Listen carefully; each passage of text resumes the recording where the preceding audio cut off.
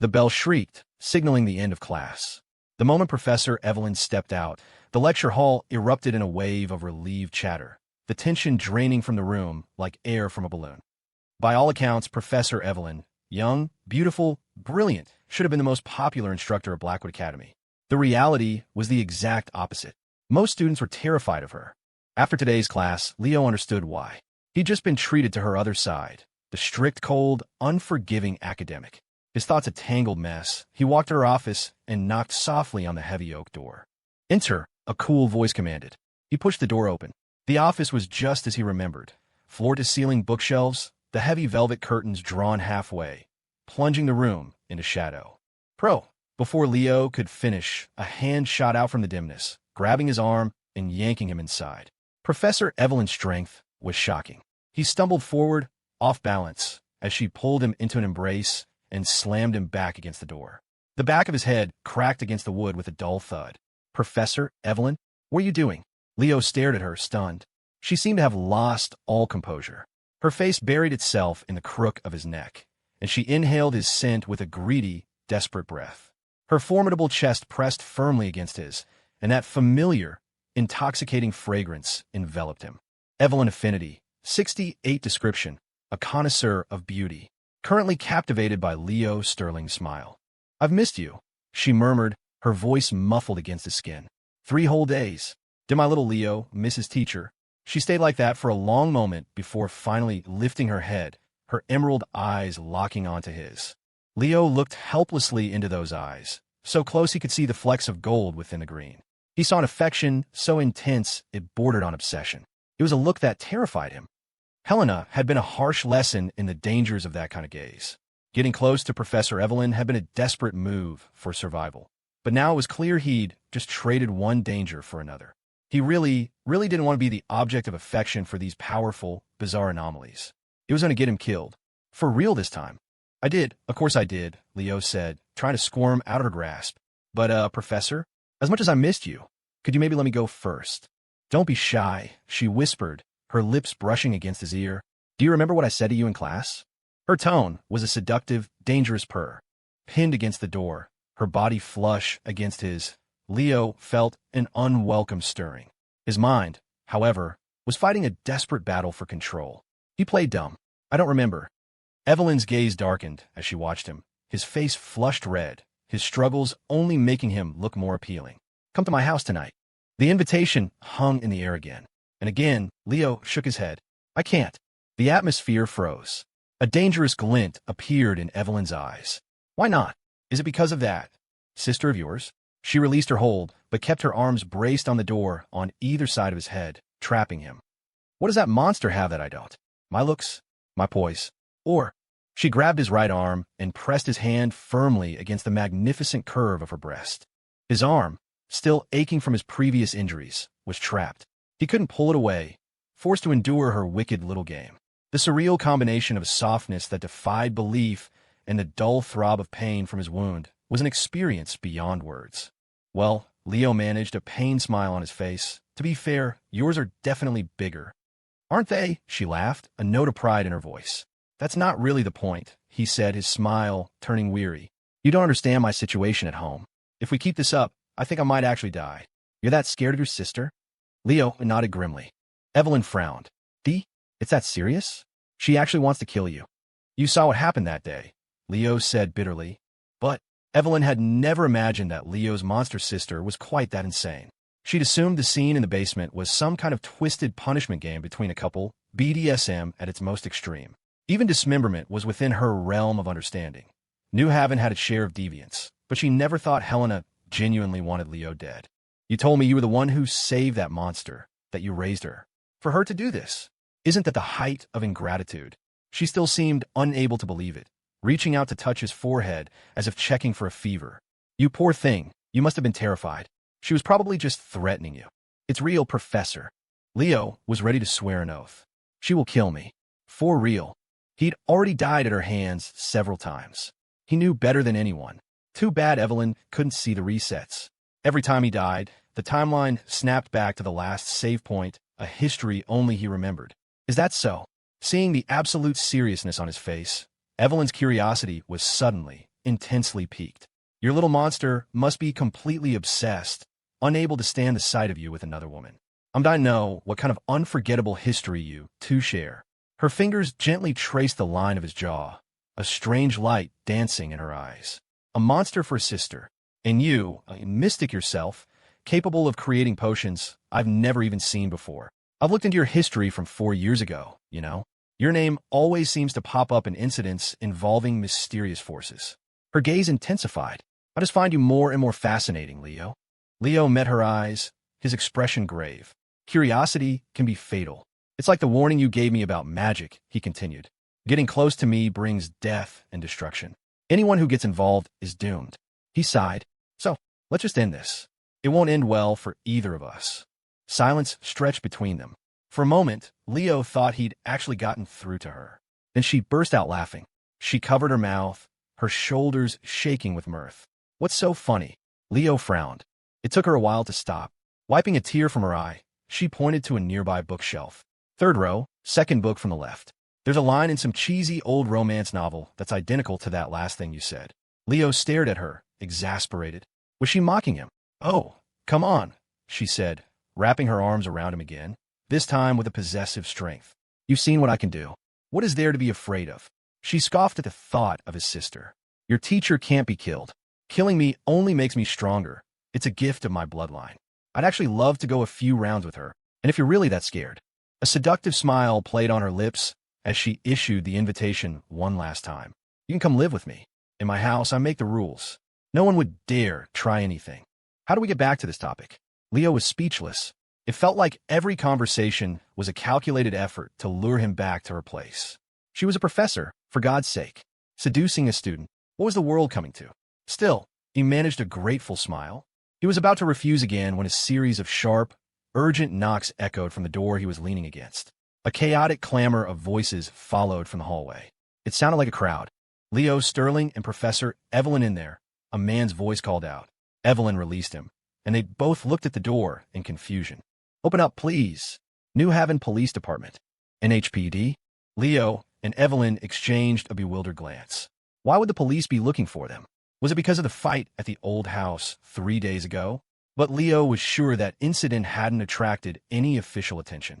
It had been a brutal battle, and it had involved an anomaly, something the authorities were always on high alert for. But it all happened inside the house. No one outside could have seen it, and the place was so remote there wasn't a neighbor for a mile in any direction. In the 3 days since, not a single officer had come knocking. He looked over at Evelyn. She was hastily straightening her slightly disheveled collar and smoothing her hair. One moment, please, she called out. Watching her, Leo couldn't help but mutter, You're making it look like we were caught in the middle of something. Evelyn shot him a sly smile and reached over to fix his collar as well. Weren't we? Leo fell silent. Well, when she put it like that, she gave him a playful wink. Wait. He almost fell for it. He shot her an irritated look. I'm the innocent student who was lured in here. What, in the middle of something? By the time Evelyn opened the door, her expression had shifted back to the cool, detached mask of Professor Evelyn. 3 people stood outside. 2 were in NHPD uniforms, and the third was a school administrator who had clearly led them here. One of the officers was young, a fresh face. The other, a man with a neatly trimmed beard and a captain's insignia on his chest, was an old acquaintance. Leo broke into a grin. Captain Raymond's. Long time no see. The sharp-eyed officer in the black trench coat was indeed Captain Raymond's, a recurring character from the game. In previous storylines, Leo's missions had often dragged him into all sorts of strange cases, forcing him to cross paths with the captain. I was hoping not to see you, kid, Raymond said, his expression a mixture of resignation and something more complex. He cleared his throat and made the official introduction. Good afternoon. I'm Captain Raymond of the New Haven Police Department, and this is my assistant, Officer Leon. We're here to investigate a case and would appreciate your cooperation. Professor Evelyn politely invited them in. A case, she asked, a brow raised in confusion. Why are you looking for us? Captain Raymond glanced at Leo before addressing Evelyn. Where were you 3 days ago? At 11 o'clock at night. 3 days ago? 11 p.m.? Evelyn looked at Leo, who nodded back honestly at Raymond's scrutinizing gaze. I was conducting a home visit at the time, she said, and the subject of this visit. This young man right here, Evelyn replied, gesturing to Leo. I see. In that case, Raymond seemed to drift into thought. Captain, what's happened? Leo asked, though he already had a sinking feeling he knew the answer. His suspicion was confirmed.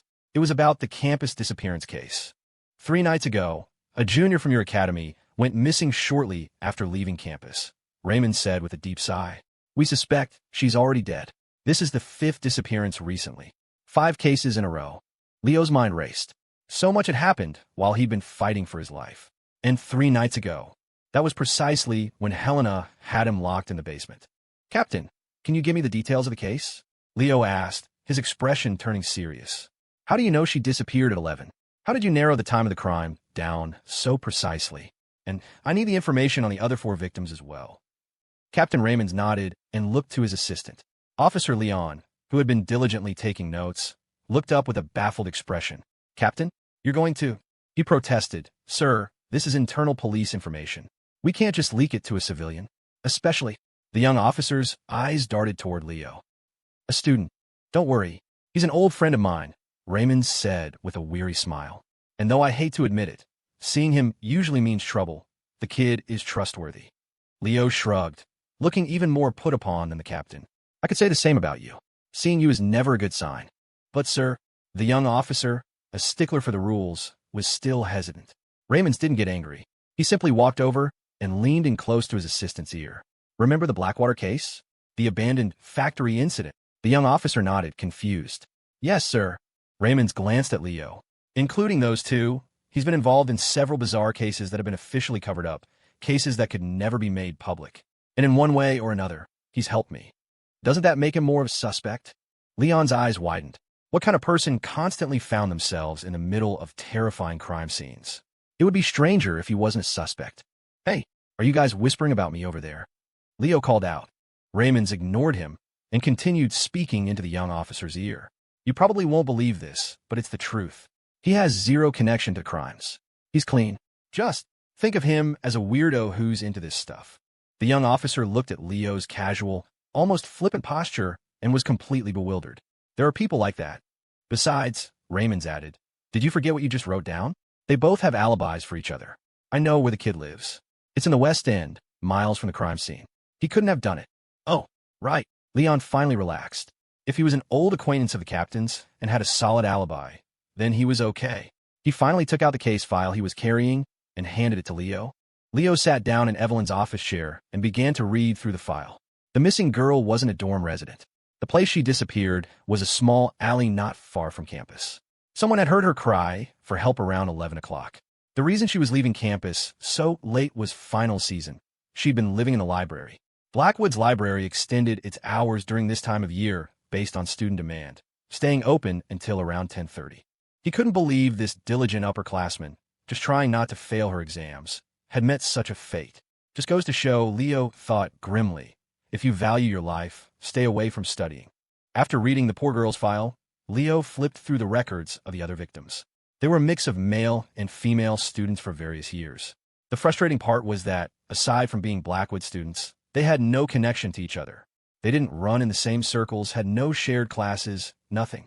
The only solid lead was that the perpetrator was likely someone from inside the academy, someone who knew the library's extended hours. Of course, they couldn't rule out an outsider who had specifically scouted the campus. And there was one more thing.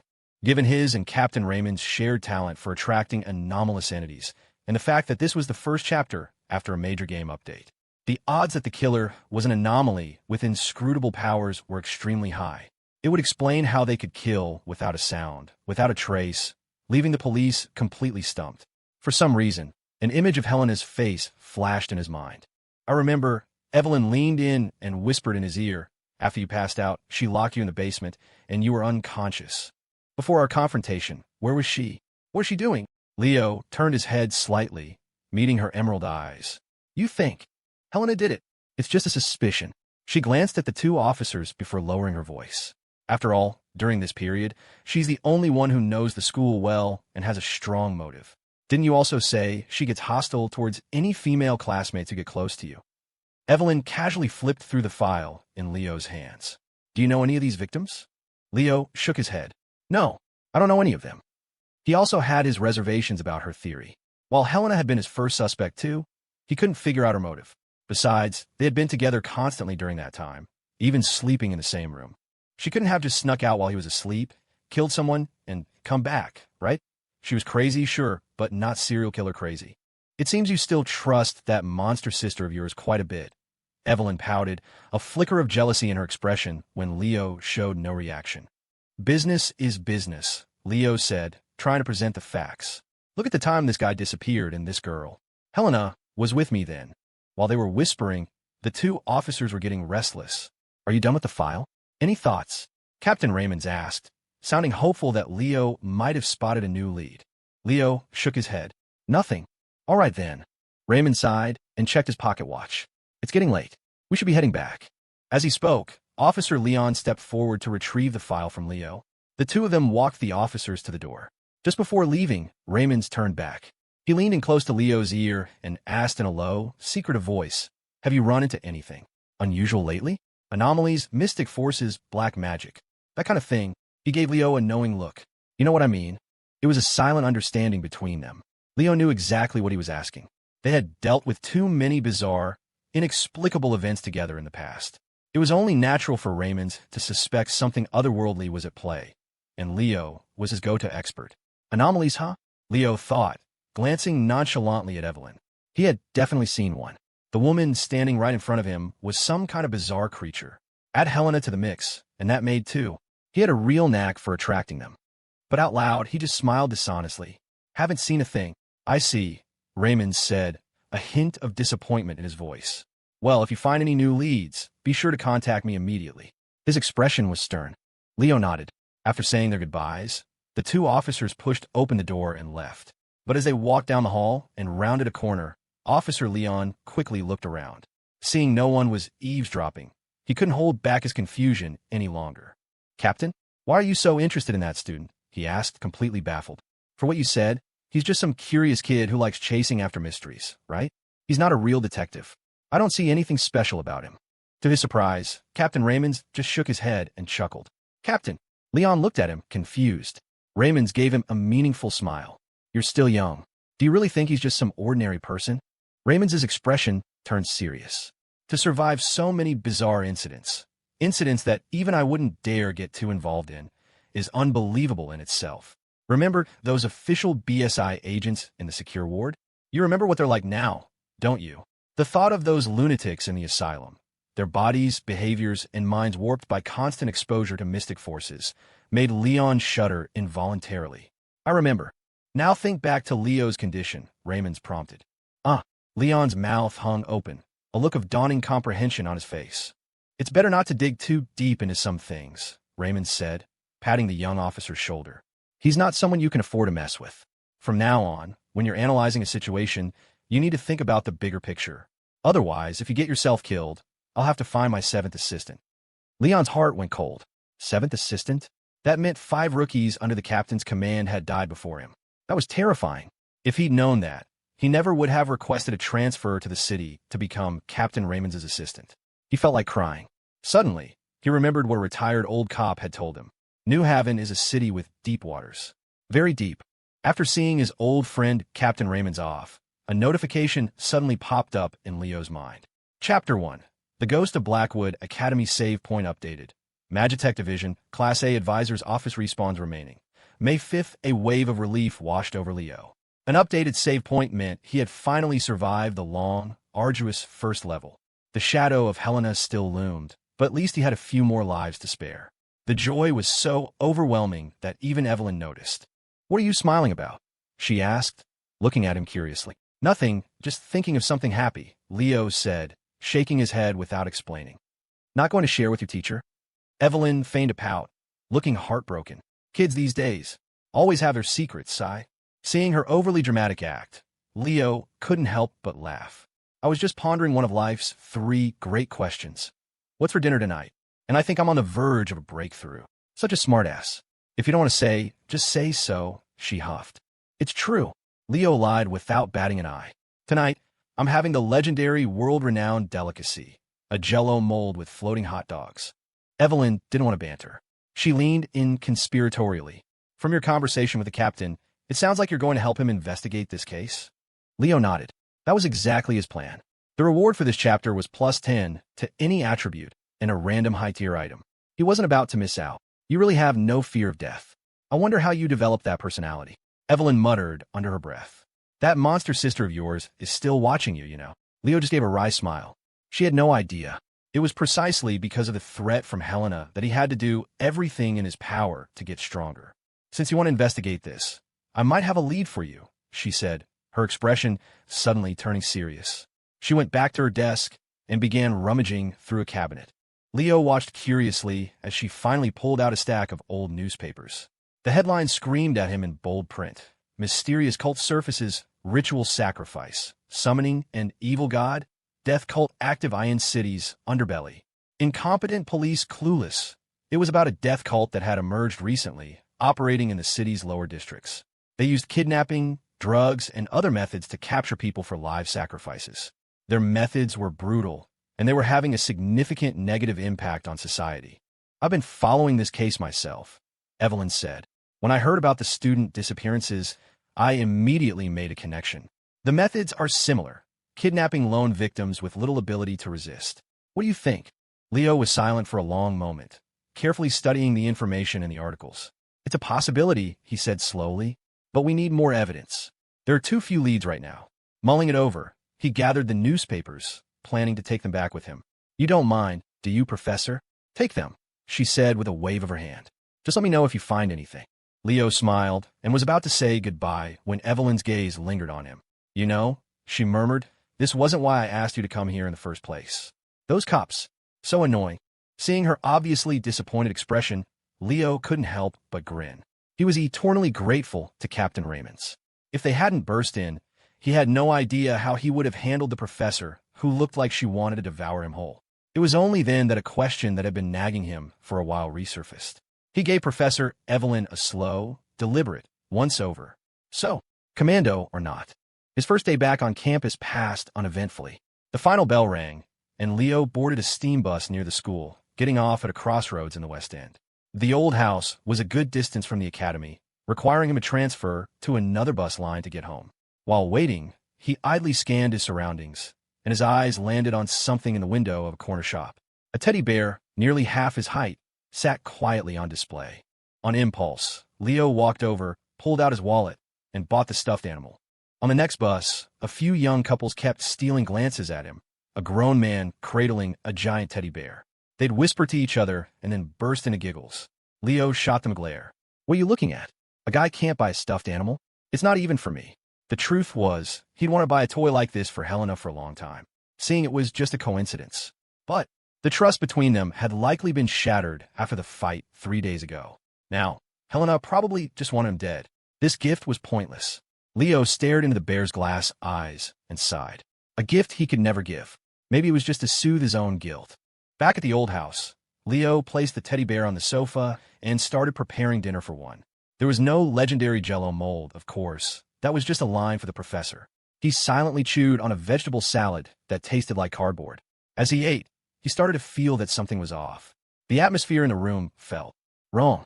He stood up, his senses on high alert, and scanned the living room. The chairs. Were they always arranged like that? The curtains looked like they'd been moved. A window was cracked open, and a cool breeze rustled his hair. Someone had been here. Helena. A jolt of fear shot through him. His hand dove into the shoulder bag he never took off, his fingers closing around the cool glass of potion vials. Helena. His voice echoed in the empty house, laced with a tremor he couldn't hide. Come on out. I know you're here. Stop hiding. The house remained deathly silent, his own voice the only sound. He frowned, starting to wonder if his memory was playing tricks on him, if he was just spooking himself. Then, a strange, rustling sound came from one of the rooms upstairs. Leo immediately pulled a vintage revolver from his bag and bolted up the stairs. Helena? Is that you? He called out, raising the pistol, his eyes cautiously sweeping the hallway. He bought the gun on the black market a couple of days ago after successfully brewing a batch of mithril bullets. The truth was, mithril was useless against a creature like Helena. Carrying the gun was more of a psychological crutch than anything, but having it in his hand at least gave him a sliver of courage. He checked the rooms one by one. The sound was coming from the bedroom he and Helena had shared. Taking a deep breath, he gripped the revolver tightly and kicked the door open. Several grotesque, black tentacles whipped back through the open window and vanished. Leo rushed to the window, just in time to see a twisted black mass scramble into the distant tree-line. It was only a glimpse before it was gone, but it was enough for him to see her current, horrifying state. It was a nauseating amalgamation of corrupted, shifting flesh and exposed, tattered organs. Black tentacles and tendrils of all sizes writhed across a bloated body. Except for the vaguely recognizable human torso and head, he could barely identify the creature as his sister, Helena. Her corruption level was much higher. She was on the verge of completely shedding her human form, of becoming a fully twisted monster. The battle 3 days ago had clearly taken a heavy toll on her. Leo stared into the distant woods until the last rustle faded, then slowly closed the window. He set the revolver down on a table, his palms slick with sweat. The house was quiet again. Safe. A question surfaced in his mind. Helena hadn't attacked him this time. She hadn't even tried to kill him. In fact, she had fled the moment he found her. Helena, what's she doing? What is she thinking? Is this part of some other insidious plan? Like a man with an obsessive compulsion he couldn't satisfy, Leo frantically searched the house. He had plenty of dangerous materials lying around, like the potion that had knocked out Professor Evelyn. But as he tore the place apart, he found that nothing was missing. Nothing had been touched, not even the food, and he knew how much Helena loved to eat. Could it be she just wanted to see me? The thought seemed so absurd that he stared at his reflection in the mirror and shook his head violently, trying to dislodge it. How could that be possible? After everything she'd done to him, after all the ways she'd tortured him, how could her motive be so simple, so innocent? He had to admit, his feelings were a complicated mess, especially after seeing the wretched state she was in and the way she'd fled without a backward glance. 3 whole days out in the wild. She probably hadn't eaten, or maybe she had. Rats, rabbits, wild dogs? Would the wind and cold remind her of her childhood? It was still chilly in the early New Haven spring. Was she huddled somewhere, shivering? No. What the hell am I thinking? Leo stared at himself in the mirror, wanting to slap himself back to his senses. She was a monster who had killed him. Multiple times. Or was he a masochist? He couldn't afford to feel a shred of sympathy. He couldn't apply human logic to her. One slip up, and he'd be lost forever. It was his life on the line. He repeated the words to himself like a mantra, forcing himself to calm down. That's right. I'm the man behind the legendary Captain Raymond's. I'm a mystic investigator who walks in the shadows. I'm the man destined to save the world. I have no emotions. He returned to the dining room and finished the rest of his salad, read the newspapers, turned off the lights, and went to sleep. The vast, empty house fell silent once more, shrouded in a quiet, suffocating loneliness. Leo, did you not sleep well last night? You have such dark circles under your eyes. In her office, Professor Evelyn looked at the listless Leo with concern. I'm fine. Probably just stayed up too late studying, he said with a weary smile. He closed his notebook, which was crammed with notes, and tucked the newspapers inside it. You're really starting to look like a detective, Evelyn smiled, handing him a cup of hot water. So, any leads, my little detective? Professor, you said you had some dealings with the outer members of that cult before. Leo asked curiously. Do you know where they hold their secret meetings? Those rats in the gutters of the Warrens? They don't know anything. Evelyn narrowed her eyes and thought. Finding the cult's meeting place won't be easy. The NHPD has been looking for ages. Suddenly, her tone shifted. However what? Leo asked eagerly. You have another way? My home is over there, didn't you know? Evelyn looked at him with amusement. You live in a place like that? Leo was shocked. He looked her up and down. His professor's dress, her manners, her entire bearing were impeccable. He couldn't imagine such an elegant woman living in that part of the city. You always talk about needing money. Are you really that broke? He asked, puzzled. Don't tell me you're in debt to a loan shark. Don't be ridiculous, she said, rolling her eyes. After a bit more banter, they got back to the topic at hand. My dear Leo, I know more about New Haven's dark side than you think, she said with a wink. Living there for so many years, I know a few places that would be perfect for people who want to stay off the police's radar. Leo slapped his hand on the table. Then what are we waiting for? After riding the steam bus to the end of the line, the cityscape before Leo had transformed completely. The streets were filthy, the buildings dilapidated. The people here weren't dressed in the fine clothes of the upper districts.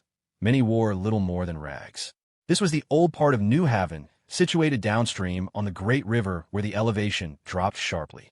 It was also known as the lower district, or more commonly, the Warrens. We're here, Evelyn said softly. Modern transport couldn't navigate these streets. From here, they had to walk. Leo nodded and followed her toward the slowly opening bus doors. The moment he stepped off, he sneezed. The air was thick with a pungent, foul odor that stung his nostrils. The river was a sickening color, choked with stinking garbage and industrial wastewater. That was the source of the smell. Is the little master not used to the environment in the Warrens? Evelyn teased, seeing him sneeze again. It's not that. Leo shook his head. It wasn't his first time here, not really. He'd been here countless times in the game, but this was his first time experiencing the real thing. Evelyn led him through the maze of decaying streets, past alleys slick with sewage and rows of low-slung tenements that had stood since New Haven's founding. The deeper they went, the taller the buildings around them grew. Not skyscrapers, but towering, haphazardly constructed illegal structures, built vertically because clean, habitable land was scarce. They blotted out what little light trickled down, creating a dark, claustrophobic atmosphere. Leo instinctively looked up. A tangled web of steam pipes from nearby factories snaked across the buildings overhead, merging with the bizarre architecture.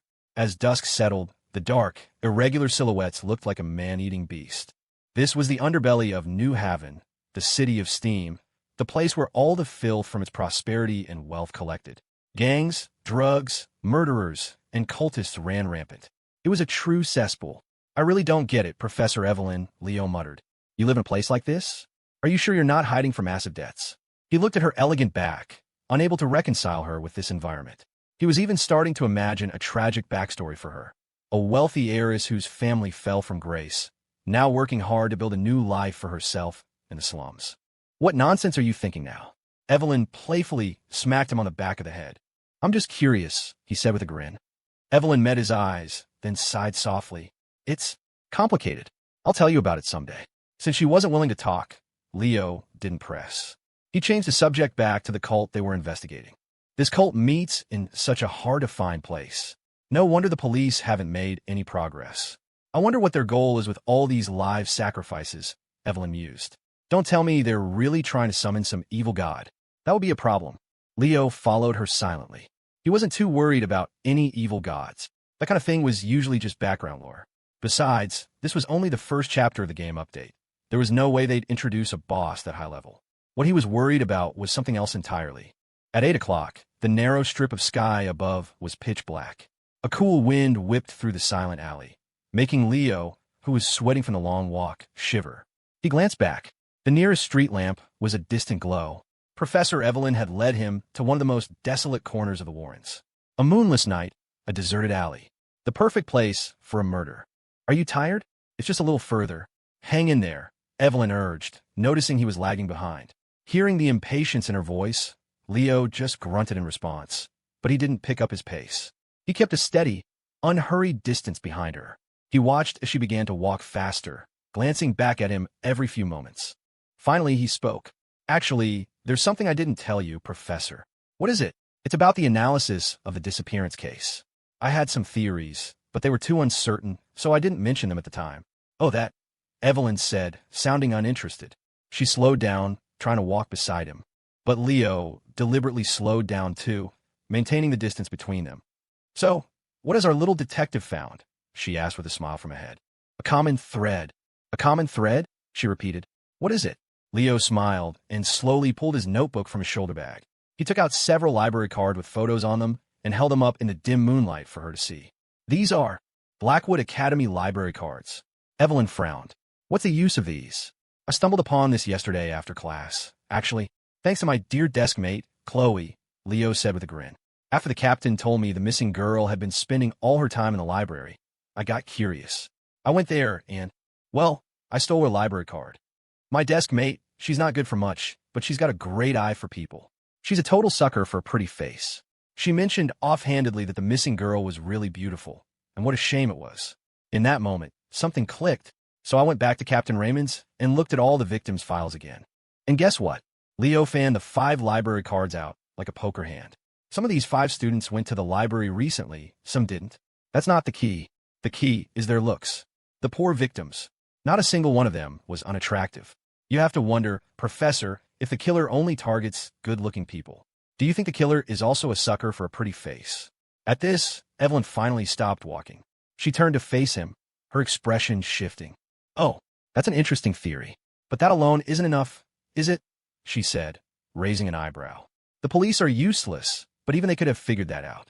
If the motive is what you say, they can't just hide every attractive student in the school, can they? What we need now are more clues about the killer. Appearance, whereabouts, any traces they might have left behind.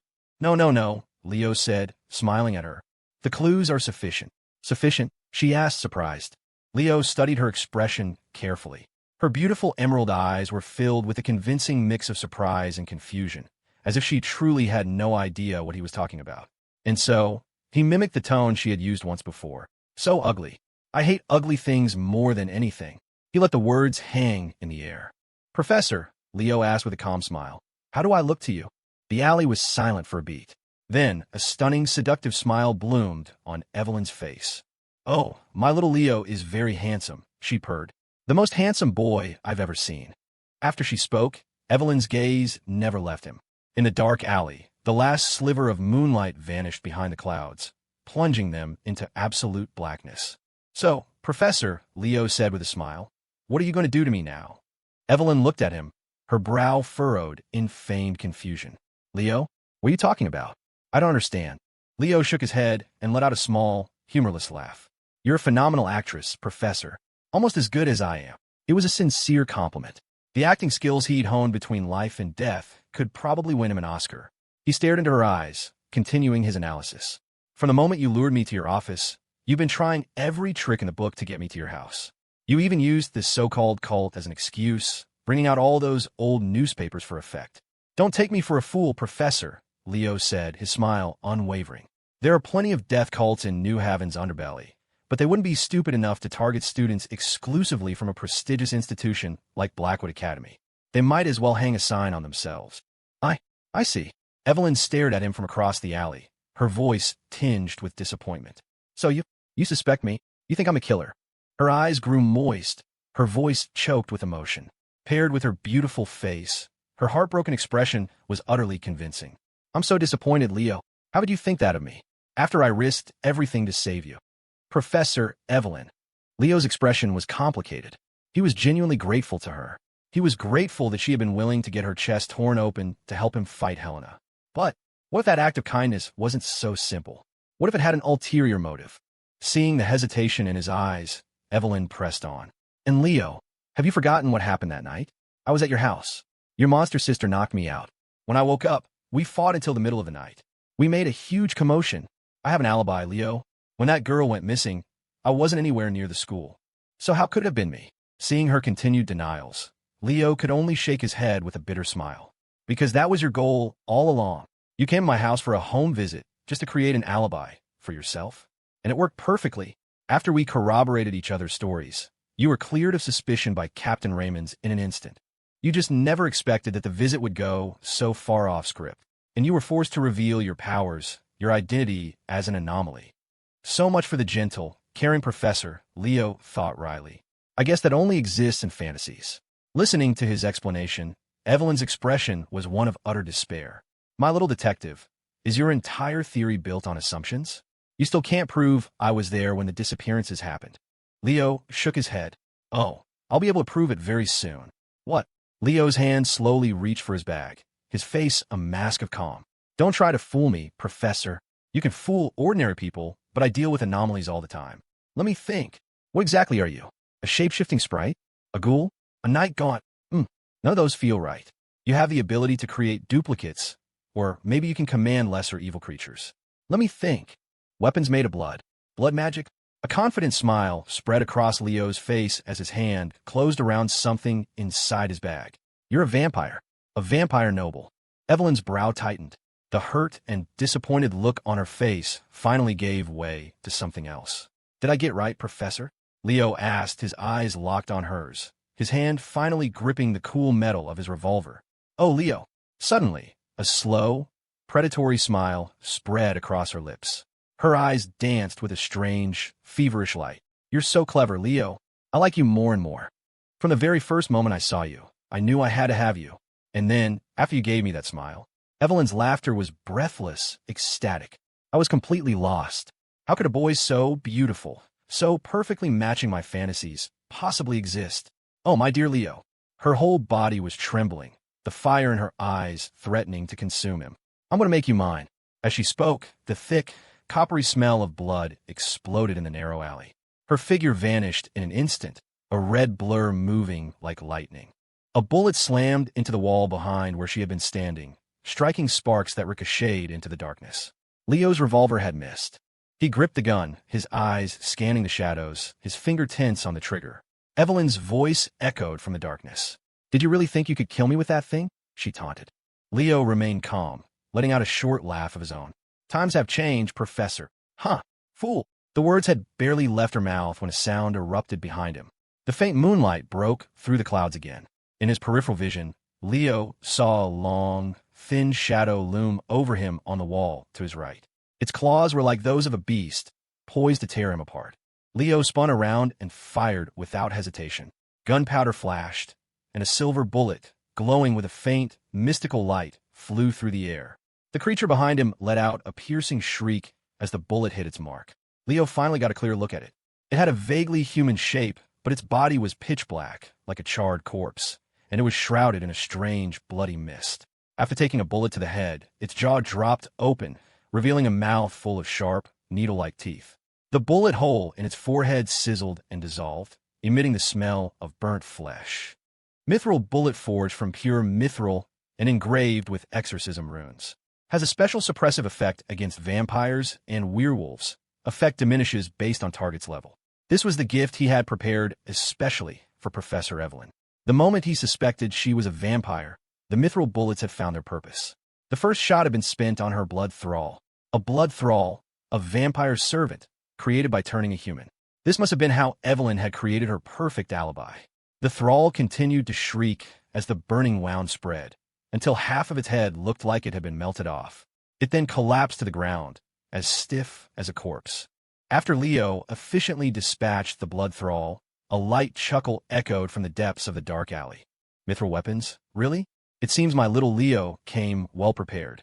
But this won't be enough. As she spoke, the scent of blood in the alley intensified. A chorus of rustling, scraping sounds rose from the shadows all around him. Leo tightened his grip on the revolver, cautiously scanning the darkness in front and behind him. Numerous tall, slender shapes now populated the alley. Like hounds that had caught the scent of prey, they began to close in on him. 1, 2, 3, 6 in total. Mithril bullets were precious. Leo only had a dozen or so. If his aim was perfect, he might be able to fend off this wave, but he had no idea how many more she could summon. And she herself was still watching from the shadows, a mocking smile probably playing on her lips as she enjoyed the sight of her prey's final struggle. The thought made him even more careful not to waste a single shot. He pressed his back against the cold brick wall of the alley, waiting until a thrall was right on top of him before firing. Gunshots rang out. The muzzle flashed momentarily, illuminating the oppressive darkness. 2 more thralls went down, shot through the head, their death cries echoing off the walls. Leo kept a running count of the bullets left in the cylinder. He held the gun with one hand while his other fumbled in his bag. Need to reload, and fast, were these things. Just then, a horrifying scraping sound came from directly above him. Leo snapped his head up. A mouth full of jagged, disgusting teeth was inches from his face. The reek of blood and decay washed over him. Crap! The shock made him empty the rest of his cylinder into the thrall's head at point-blank range. The mithril rounds instantly incinerated its skull, and the creature dropped from the wall without so much as a scream. His heart hammered against his ribs. This was like something out of a zombie survival game. He scrambled to reload the revolver. At the same time, a crimson figure slowly materialized from the night mist. Your skills have improved quite a bit in just a few days, Leo. You've really impressed me, you know. But my thralls aren't expendable. So, I think it's time this farce came to an end. Leo's expression was ice. Without a word, he finished reloading, raised the gun, and fired. The bullet tore through the mist, aimed at the darkness where she stood. Evelyn vanished again, reappearing on his other side with impossible speed. So eager to see me die, she sneered. I'm truly disappointed. This time, to his horror, her voice was practically in his ear. She was right behind him. Leo spun around, but he was nowhere near fast enough. A sickening squelch, a searing pain shot through him, and his body went rigid. A long, crimson spear had pierced through his shoulder, pinning him brutally to the brick wall behind him. He sucked in a sharp breath, a strangled gasp escaping his lips. The slightest movement sent waves of tearing agony through him, so intense it nearly made him black out. Evelyn, wreathed in a swirling mist of blood, finally reappeared before him. Leo, his face pale, stared daggers in her eyes. Those emerald depths now held a hint of mocking amusement. "I told you to behave, but you just wouldn't listen. Now look at you," she chided. Seeing him pinned and helpless, her smile widened. "Behave? And let you drag me back to your place to do God knows what?" Leo stared at her, his face a mask of cold fury. "Do you think I'm an idiot? Or are you the one who's lost her mind? Oomph. Do not talk back to your teacher." Evelyn suddenly pressed her hand down hard on the spear embedded in his shoulder. She watched his reaction with a cruel, expectant look on her face. "You." The pain stole his voice, shattering the defiant calm he had struggled to maintain. Much better," Evelyn cooed, immensely satisfied. "That's more like it." Only when she saw him gritting his teeth, his face contorted in agony and on the verge of passing out, did she finally release the pressure. "Does it hurt?" she whispered, her lips close to his ear, her voice dripping with mock sympathy. "Still want to argue with me, my dear Leo?"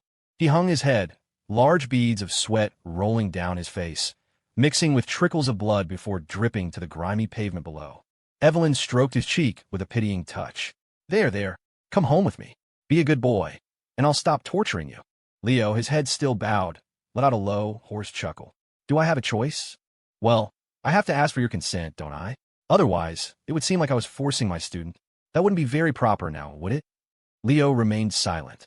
Seeing that he had finally lost his defiant edge, Evelyn extended a hand and snapped her fingers. The blood spear dissolved into mist, and Leo's body slumped down the wall. She reached out to grab him, but in that instant, Leo's body twitched violently. He bit down hard, his free hand snatching the revolver before it could fall from his grasp. With his left hand, he leveled the gun, the dark muzzle once again aimed at her head. This time, they were even closer. A flicker of surprise crossed her face. Leo sneered. The repeated cycle of death and rebirth had stripped away his initial terror. His tolerance for pain was now astonishing. As long as there was even a sliver of a chance, he would never give up. He pulled the trigger without hesitation. The gun roared. But surprisingly, even at this range, even with a mithril bullet designed to kill vampires, Evelyn didn't die. Leo watched in shock as her body changed. A thick layer of blood-red energy floated just above her skin, like a thin veil. It had slowed the bullet's momentum significantly. The hole in her forehead didn't burn and spread like it had with the thralls. The blackened, charred skin only reached a certain point before the effect stopped. Evelyn's smile was cold as death. Her eyes turned a milky white, as if she were a corpse devoid of life, and a heavy aura of mortality radiated from her. Heh, still so full of fight. In that case, that last shot had truly enraged her. The blood mist swirling around her coalesced, forming an arsenal of new, sharper spears, poised to turn him into a human pincushion. He was already out of options. That last shot had been his final gamble. The experiment was a failure. Mithril bullets were ineffective against her. She was on a much higher level than he had anticipated. To defeat her, he would need far more preparation. But that would have to wait. As the blood spears prepared to launch, a calm, serene smile spread across Leo's face. He had already pressed the muzzle of his revolver against his left temple. The moment he had decided to follow her into this one-way alley, he had prepared for this. The situation in the basement would not repeat itself. He hated the feeling of being powerless. A cool breeze rustled his hair. He smiled, as if he were the victor. The irony of a man looking so triumphant while committing suicide was not lost on him. He saw a flicker of shock and disbelief in her eyes. It seemed she had never imagined he could be so crazy, so absolute. "Goodbye, Professor Evelyn." The gun fired. The world went black. "If you find any new leads, be sure to contact me immediately."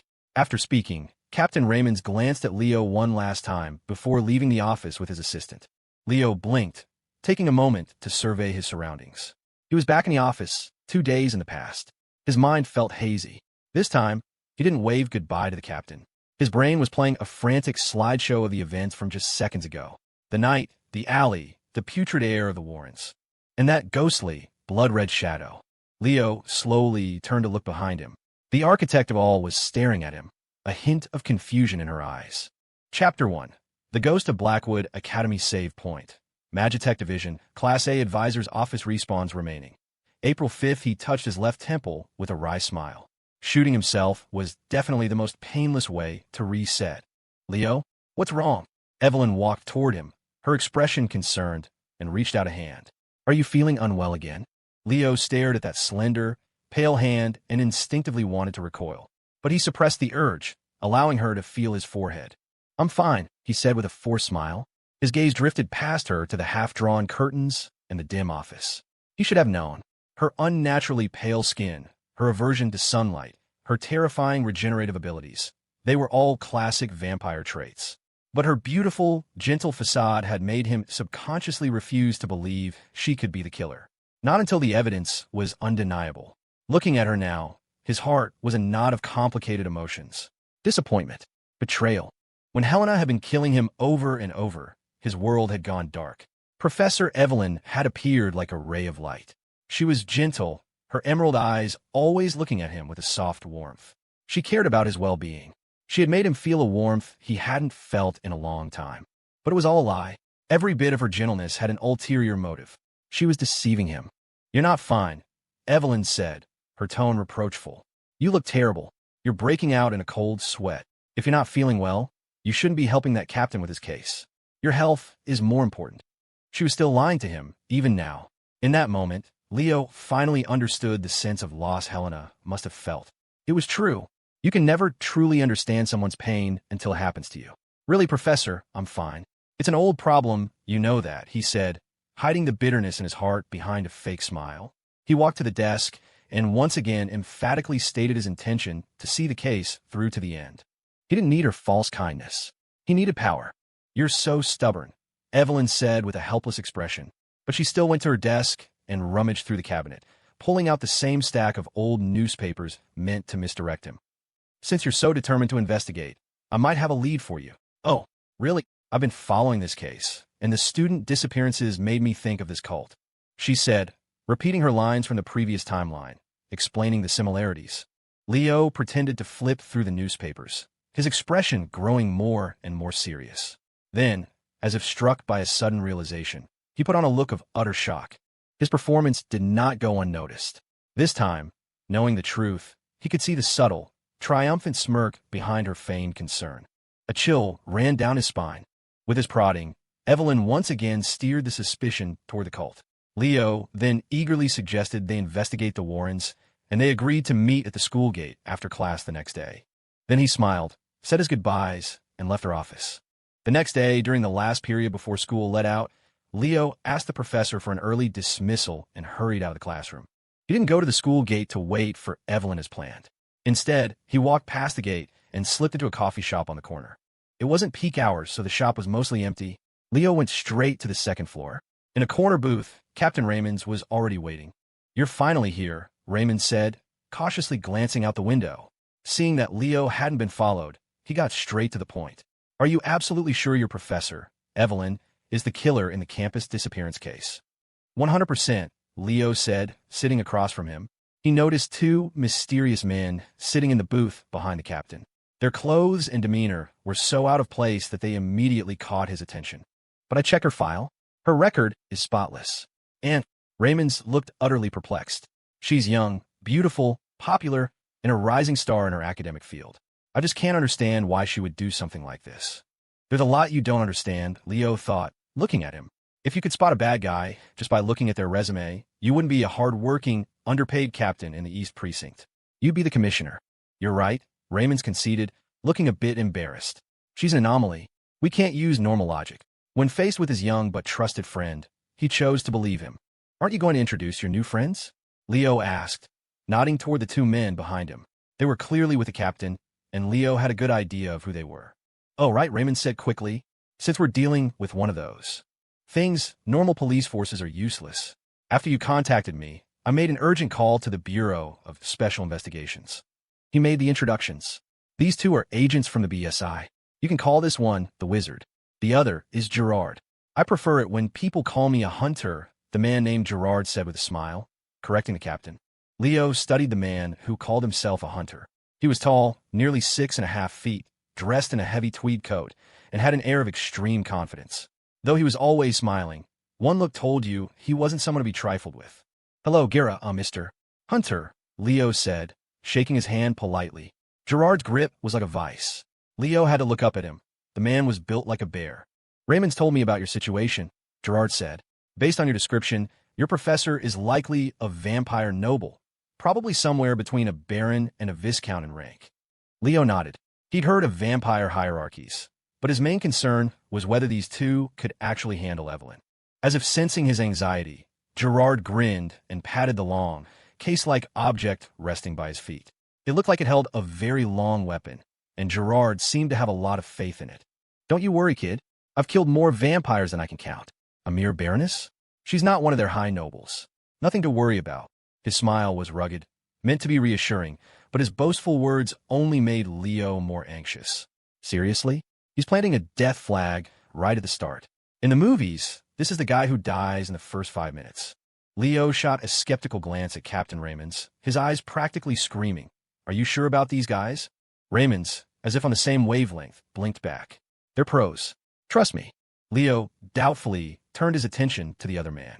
The mysterious figure known as the Wizard was small and thin, his head covered by a deep hood that shadowed most of his face, hiding his eyes.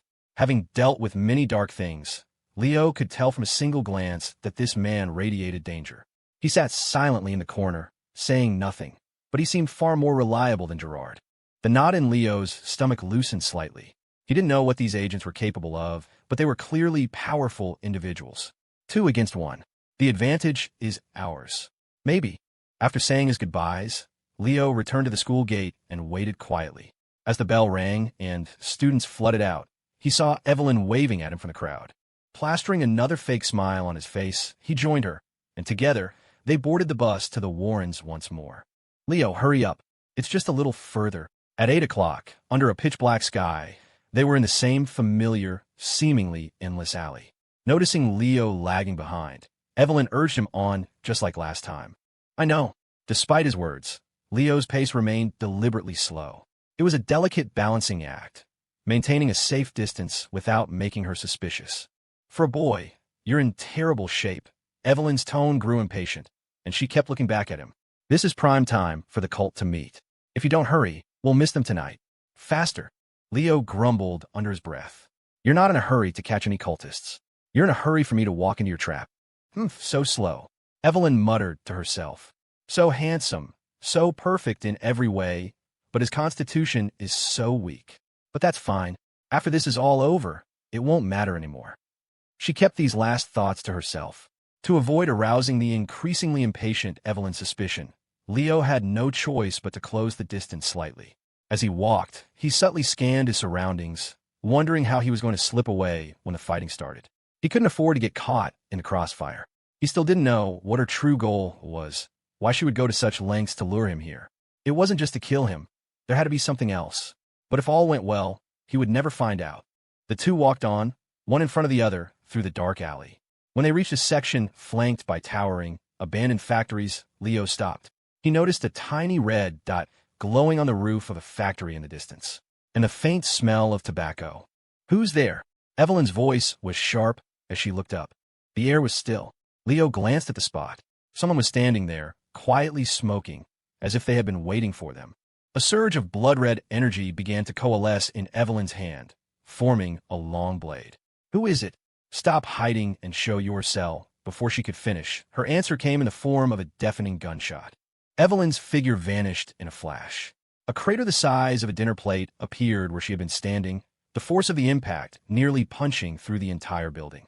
The red shadow reappeared 15 feet away, her expression dark as she stared in the direction of the shot.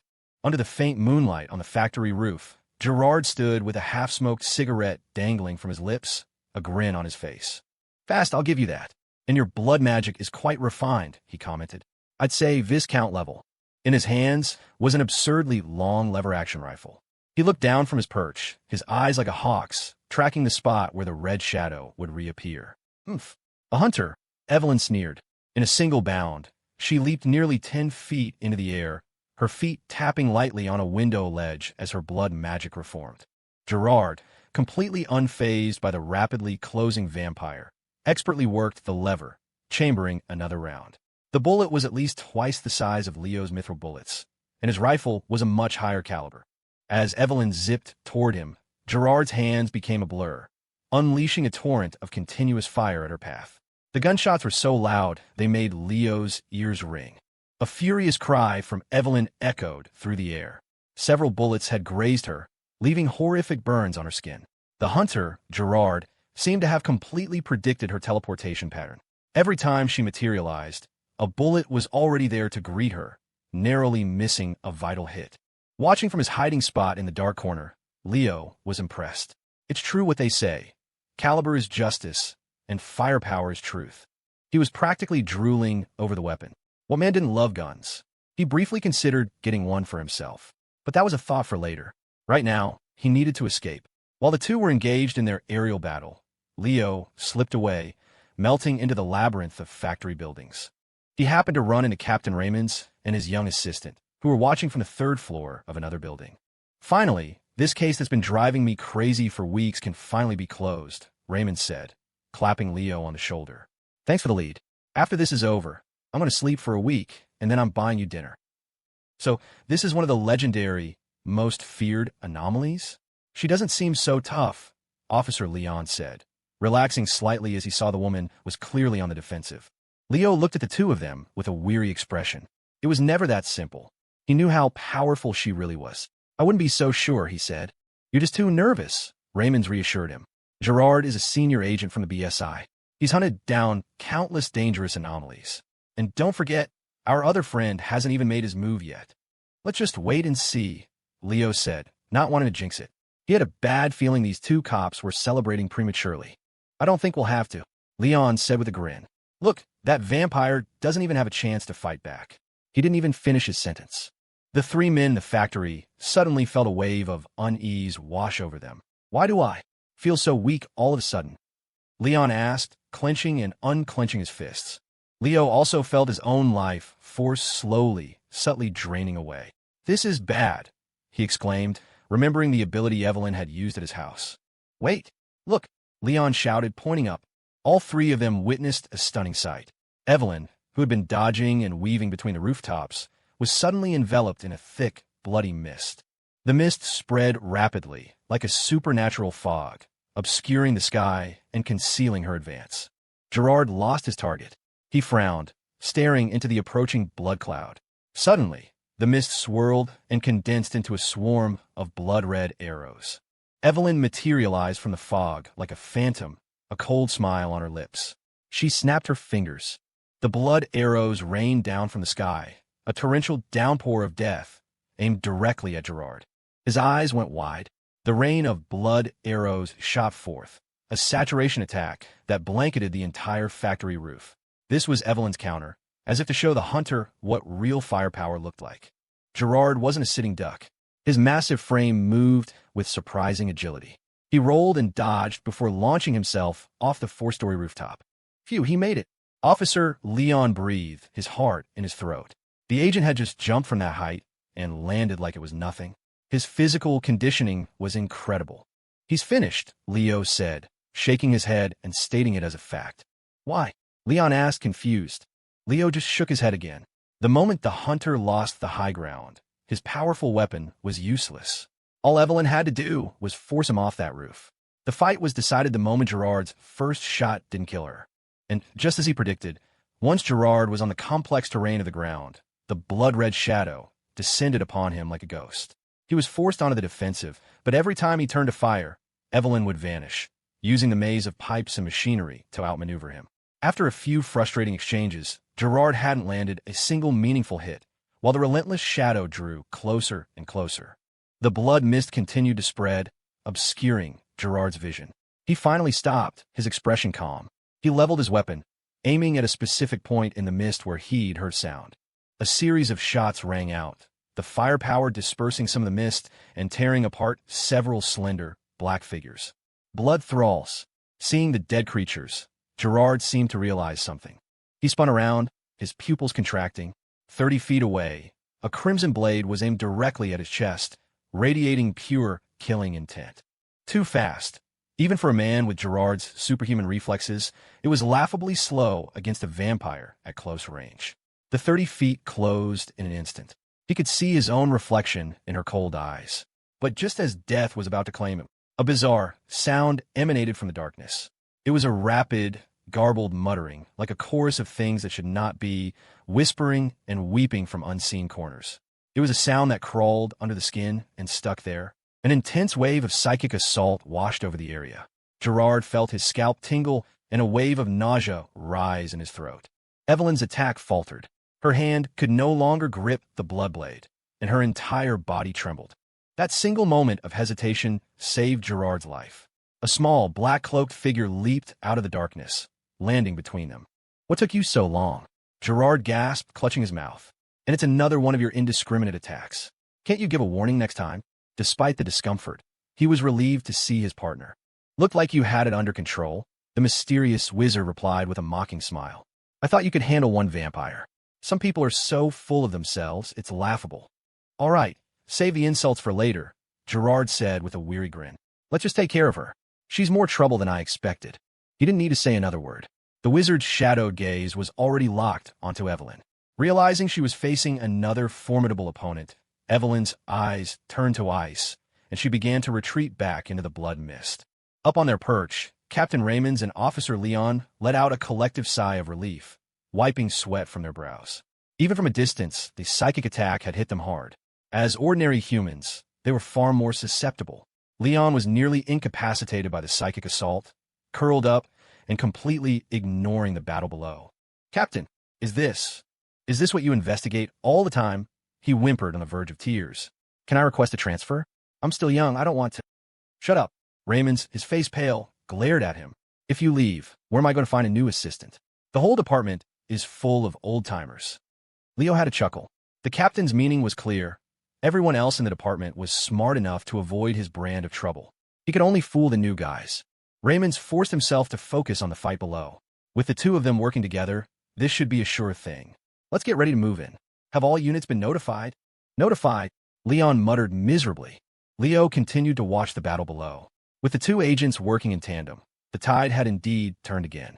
Evelyn tried to use her thralls to swarm them, but as the creatures closed in, the wizard's body began to change. His small frame swelled dramatically, ripping his cloak to shreds. What was revealed was a grotesque mass of bulging, grayish-white muscle, lumpy and irregular, as if stitched together from rotting flesh. "Is that a ghoul?" Leo asked, looking at Raymond's. "The BSI recruits anomalies?" "I don't think so," Raymond's said with a frown. "I've seen him before. He didn't look like that.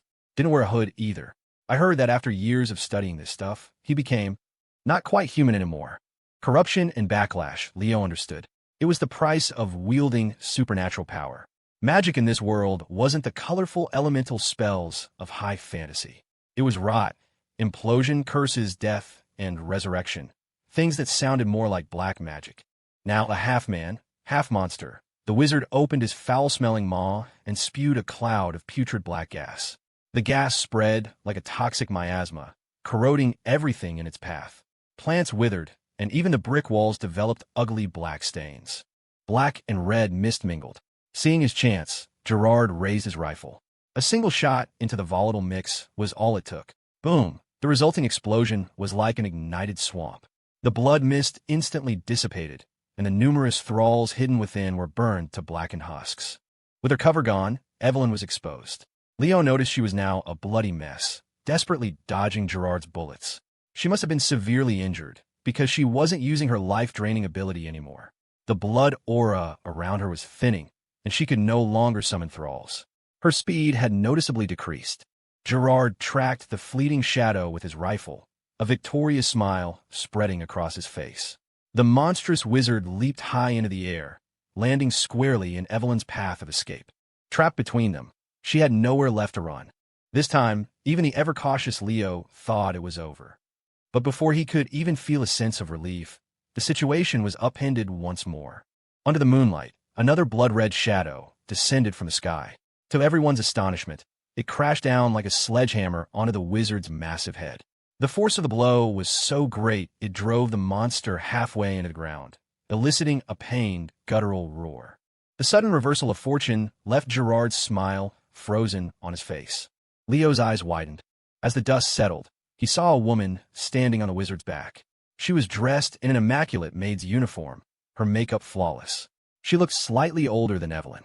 The mysterious woman disdainfully brushed some dust from her uniform, then turned her attention to the battered Evelyn. She curtsied gracefully, a perfect servant's bow. "Miss Evelyn, it has been a long time. The master has been very worried about you." "Miss Evelyn?" When Leo heard the mysterious woman's term of address for the professor and registered her deeply respectful tone, he was hit with a sudden flash of memory. All that stuff he'd joked about with her before. A fallen heiress? Had he actually guessed right? A jolt of surprise went through him, but there was no time to dwell on gossip. This woman was clearly Evelyn's backup, and powerful backup at that. The man she had pinned under her foot, the BSI agent they called the Wizard, was finally shaking off his initial shock. He let out a furious roar as his bloated, grayish muscles swelled again, his entire frame expanding. He thrashed violently, claws flailing, shaking the very ground in a desperate attempt to break free. The woman's expression didn't change in the slightest. She merely glanced down at him. "I'm speaking with Miss Evelyn. Be quiet." Then came a single, almost casual punch. With a sound like a small explosion, the Wizard's massive head was obliterated, leaving not even a scrap behind. The force of the blow caved in his entire torso. His roar died in his throat, and the night alley fell silent. Everyone was stunned, especially Gerard, who stood directly opposite them. His cigarette tumbled from his trembling lips. His colleague, the Wizard, was one of the most powerful paranormals in the Bureau, far stronger than he was. Yet he'd been killed as easily as someone swatting a fly. The woman who'd done it looked as natural as if she were pouring a glass of water. That strength, that speed, could she be vampire nobility? A countess, or higher? A sliver of terror appeared in Gerard's eyes. He gripped his weapon tighter, instinctively taking a step back. How is this possible? A case at this level. How could it involve this kind of power? He muttered in disbelief. The confident, cocksure image he'd presented to Leo was gone, replaced by pure, unadulterated fear. The mysterious woman gave him a passing glance and then dismissed him entirely. She pulled a handkerchief from her sleeve, delicately wiped her hand, and walked toward Evelyn with a smile. "Miss Evelyn, how did you get mixed up in something like this? And to be targeted by the NHPD and the Bureau of Special Investigations, no less." Evelyn's eyes flickered, intentionally or not, toward a spot on the third floor of the factory before she looked down with a wry smile. "It's a long story, Clarice. I didn't expect you to show up." "Thank you. I was only doing my duty," the woman named Clarice replied, her tone reverent. "Miss Evelyn, please come home. Your father and mother are waiting for you. Let's talk about that later. I have to deal with the trouble at hand." "Trouble?" Clarice glanced again at the BSI hunter. "Oh, right. She gave a light chuckle. "Don't worry about the police. As for these BSI hunters, they're hardly a problem either. If you would just come home, Miss Evelyn, the family would resolve this for you effortlessly." "I told you not to bring that up again," Evelyn said, a hint of weariness in her voice. "If you won't help, I'll handle it myself." With that, she started walking directly toward Gerard. Seeing two vampires fixated on him, especially the terrifyingly powerful one, Gerard's hands shook so violently he could barely hold his gun. Don't come any closer." Evelyn just smiled, a predator mocking its cornered prey. One more step, and I'll kill you." As she closed the distance, step by deliberate step, the last thread of Gerard's composure snapped. He opened fire, a wild, frantic barrage. Goddamn leech. Die, you pieces of trash. I'll kill you." A shadow of crimson flickered and vanished, reappearing behind him in the next instant. A massive, blood-red scythe materialized in Evelyn's hands. A flash of sanguine light, and blood erupted like a fountain. Gerard's body was severed at the waist. It was a torturously slow death. His still-conscious upper half thrashed on the ground as his organs spilled from the mangled torso. A horrifying, piercing scream tore from his lips. Evelyn was getting her revenge. She watched with rapt attention for a long moment, waiting until Gerard finally went still, his face frozen in a mask of agony. Only then did she look up, satisfied. Her gray eyes shifted back to their usual emerald green as she began to scan the dark factory. 1 minute earlier, Leo was already packing his things, ready to bolt. The second that woman had casually annihilated the Wizard, he knew the game was over. No need to stick around for the finale. He couldn't help a bitter smile, right? So it was okay for him to call for backup, but not his opponent? And her backup was in a completely different league.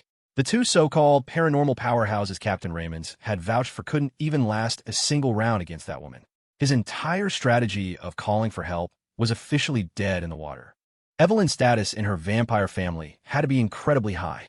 He didn't know why she was slumming it here, but if she wanted to, she could probably summon a whole squad of enforcers like that. This vampire professor of his was a real headache, but in a completely different way than Helena. Professor Evelyn. She had money and power, or at least she used to, and she was a hell of a lot smarter than Helena. If it weren't for the habits he'd picked up from years of solving puzzles and video games, paying attention to every little detail, he never would have seen through her schemes. Leo slung his shoulder bag on and pulled out his revolver, ready to make his exit. But when he turned, all he saw was Officer Leon, crouched on the floor and trembling. Captain Raymond's was gone. Where is he? The captain left. A minute ago. Didn't even look back. Shit, that guy's fast, Leo muttered, speechless. Raymond's had judged the situation and bailed before the woman in the maid outfit even showed up. He probably went a call for reinforcements, right? Officer Leon ventured timidly. The captain, he wouldn't just leave us, would he? Leo shot him a pitying look. So young. As much as he ragged on Captain Raymond's for being a useless hack, he had to admit the man possessed two outstanding talents: incredible luck and an unmatched ability to run away. Those were the key qualities that had kept him alive through countless bizarre incidents. How else could a deadweight captain with zero paranormal abilities climb so high? Leo had no intention of taking Officer Leon with him.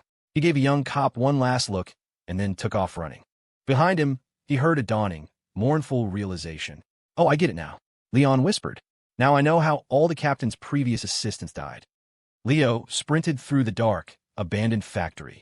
He'd studied a map of this part of the lower district before coming, memorizing the complex layout. Over the perimeter wall, through the alley behind a couple of gang-run bars, and he should reach the most chaotic, lawless part of the entire lower district. The heart of the Warrens, a maze of slums within slums. Once he got there, hiding would be easy. His only hope now was that Gerard, the guy built like a grizzly bear, could hold out for a little while longer. He had no way of knowing that Gerard, paralyzed by fear, wouldn't even try to run. He just folded. Just as Leo reached the wall, a thick, coppery scent of blood washed over the air. His heart hammered in his chest. It's over. Evelyn, her body a mess of mangled flesh and blood from the explosion, appeared before him, a strange light in her eyes. Leo, she cooed. Where are you off to in such a hurry? Leo froze. He looked at her ruined skin and blood-soaked clothes and forced an awkward smile. Oh, Professor, what are you doing here? Is the fight over? He tried to sound concerned. Were those people enemies of yours? You're badly hurt.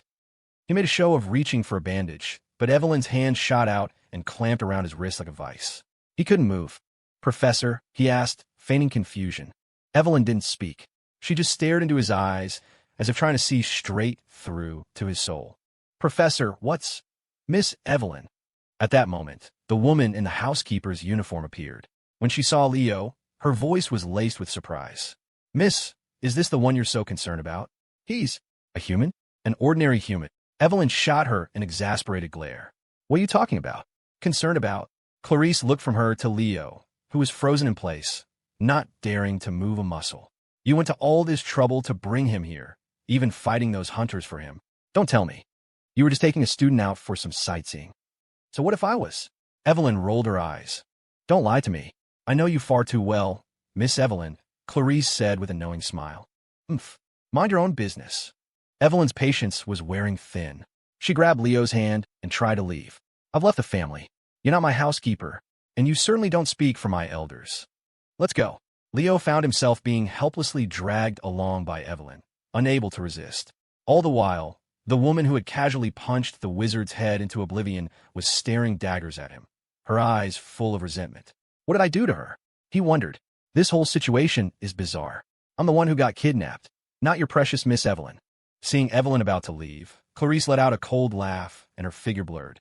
A pair of pale, icy hands suddenly clamped around Leo's throat. Clarice, what are you doing? Evelyn cried out in alarm. Let him go. Her voice was frigid, an undisguised command. But she didn't dare move, terrified that Clarice would snap Leo's fragile neck. Why so upset, Miss Evelyn? Clarice looked surprised, glancing down at the boy in her grasp.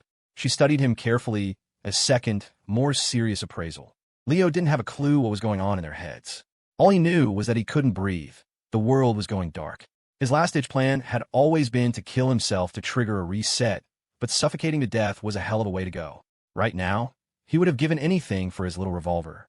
Clarice saw the look in Evelyn's eyes. It was dangerously protective.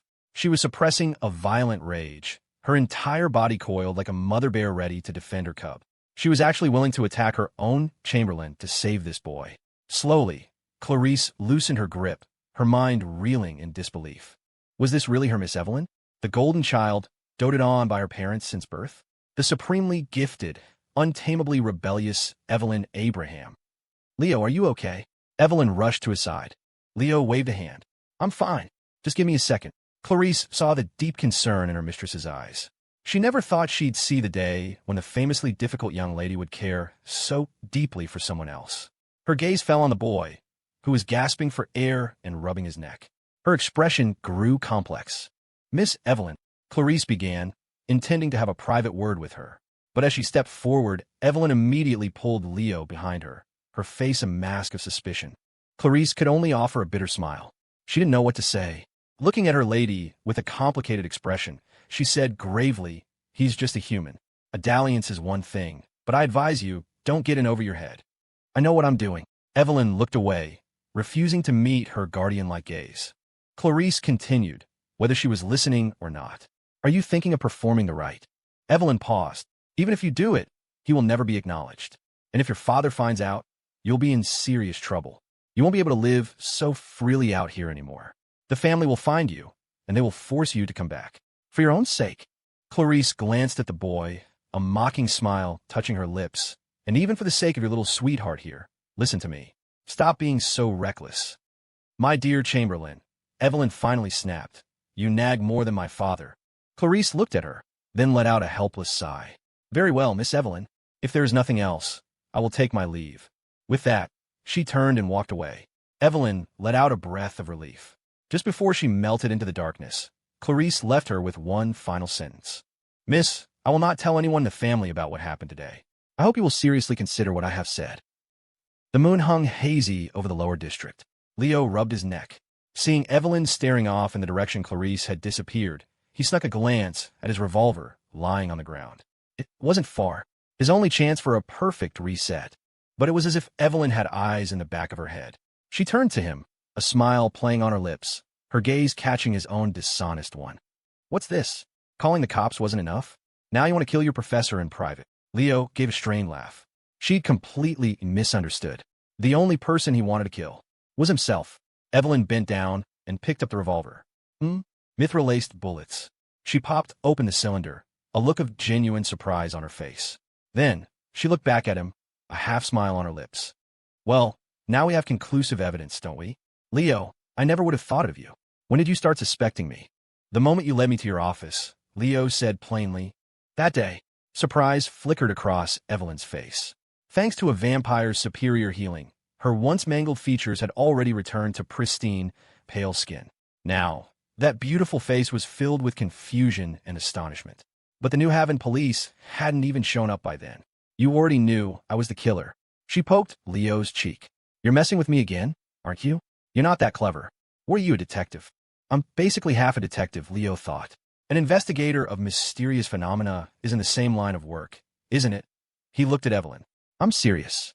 After what my sister and I went through, if I still completely trusted any woman who got close to me, my head wouldn't be full of brains, it'd be full of pudding." "Pudding?" Evelyn blinked. "What's that?" "A dessert, made with milk and sugar, high in calories," Leo explained matter-of-factly. "Oh," Evelyn looked at him. "Is it good?" "It's good," Leo nodded. "Then how about I make it for you sometime?" she asked. A slow smile spread across Evelyn's lips as her hand chopped down on the back of his neck. Leo's world went black as he slumped to the ground, unconscious. His head was throbbing.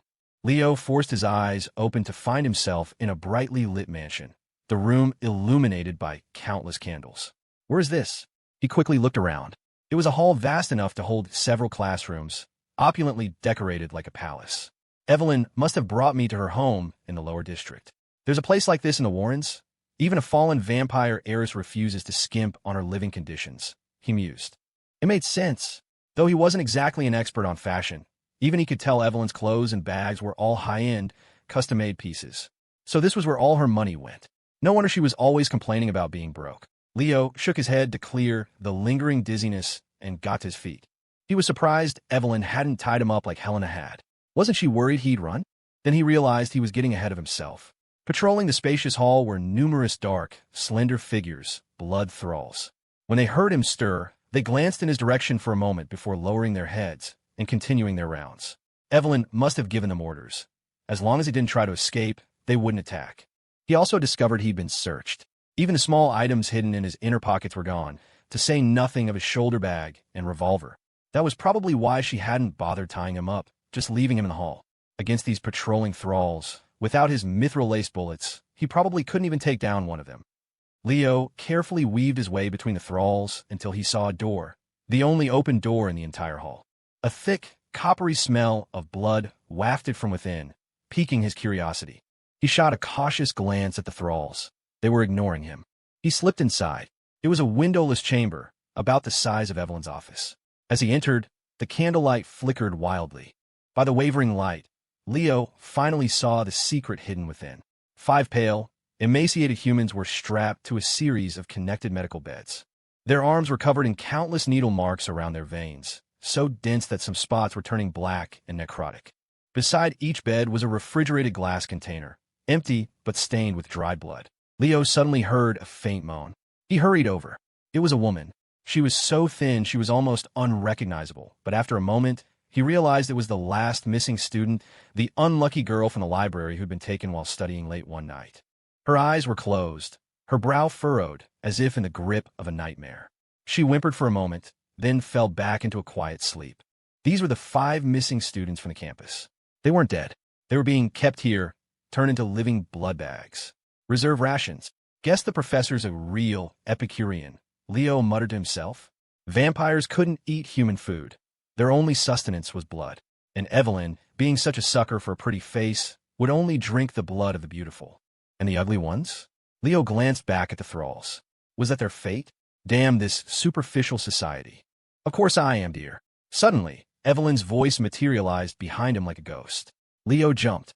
He turned around to see her, fully recovered, dressed in a simple white silk nightgown, looking at him languidly.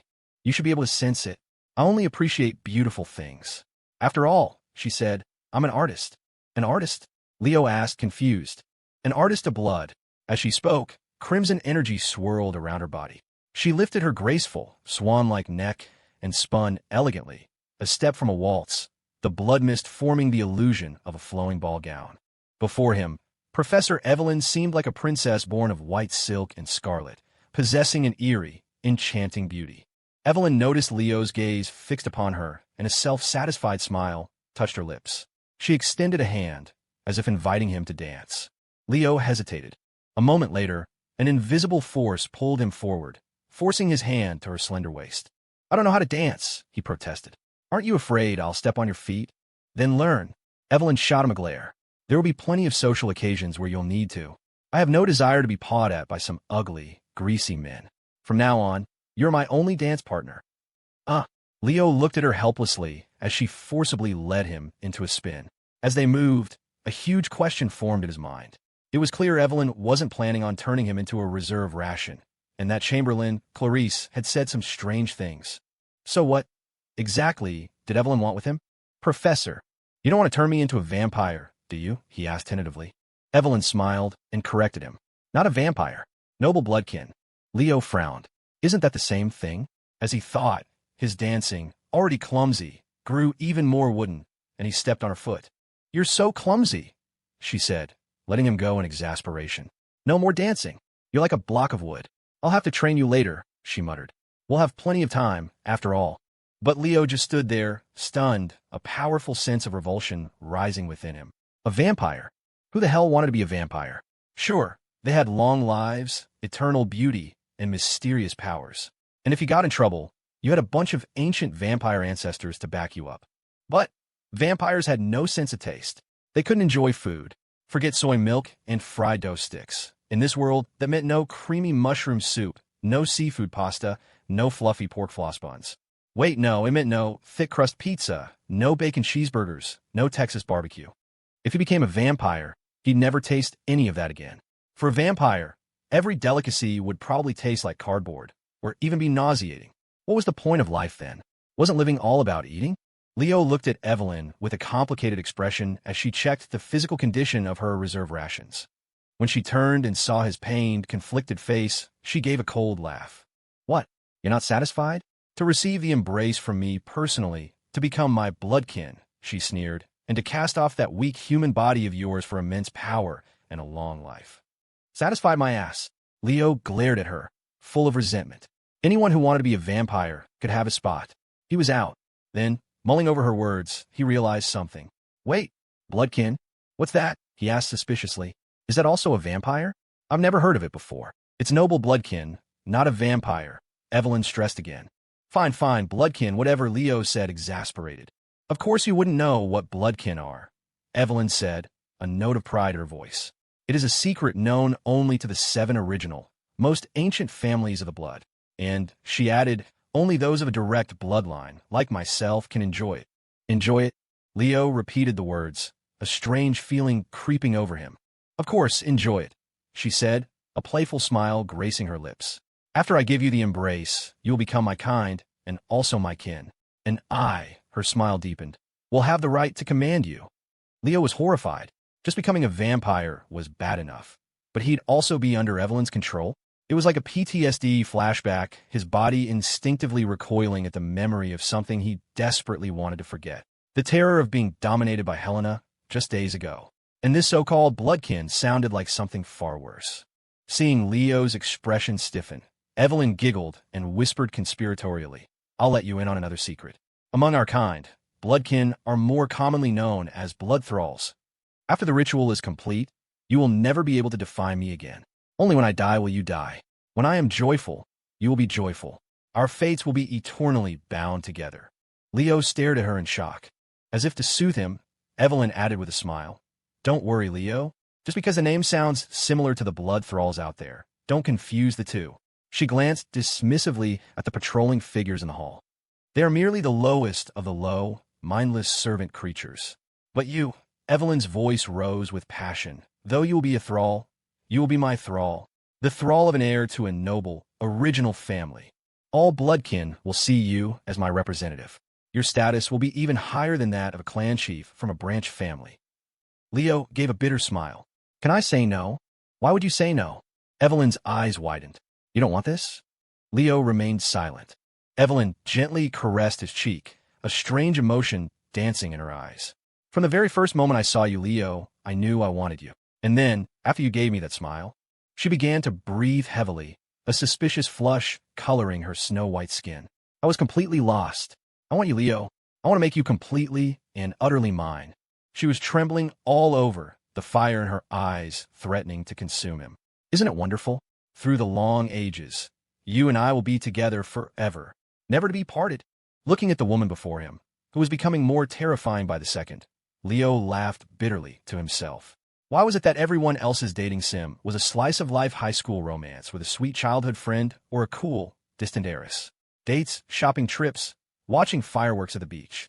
Meanwhile, his dating sim was a battle of wits against twisted, terrifying women where just staying alive was a luxury. Well, am I some kind of monster magnet? Why do I only attract the crazy ones? Suddenly, Leo felt that putting all his points into charisma in his first playthrough might have been a serious mistake. At first, he'd been pretty pleased with himself, thinking he could conquer any woman and coast his way to the top. Well, he was about to reach the top now. He glanced silently at Evelyn, just in a way he absolutely despised. Leo, Evelyn gripped his wrist tightly, her smile bewitching. It's getting late. Without waiting for his answer, she ignored his resistant expression and forcibly dragged him from the secret room. They moved through the massive mansion, arriving at a locked attic.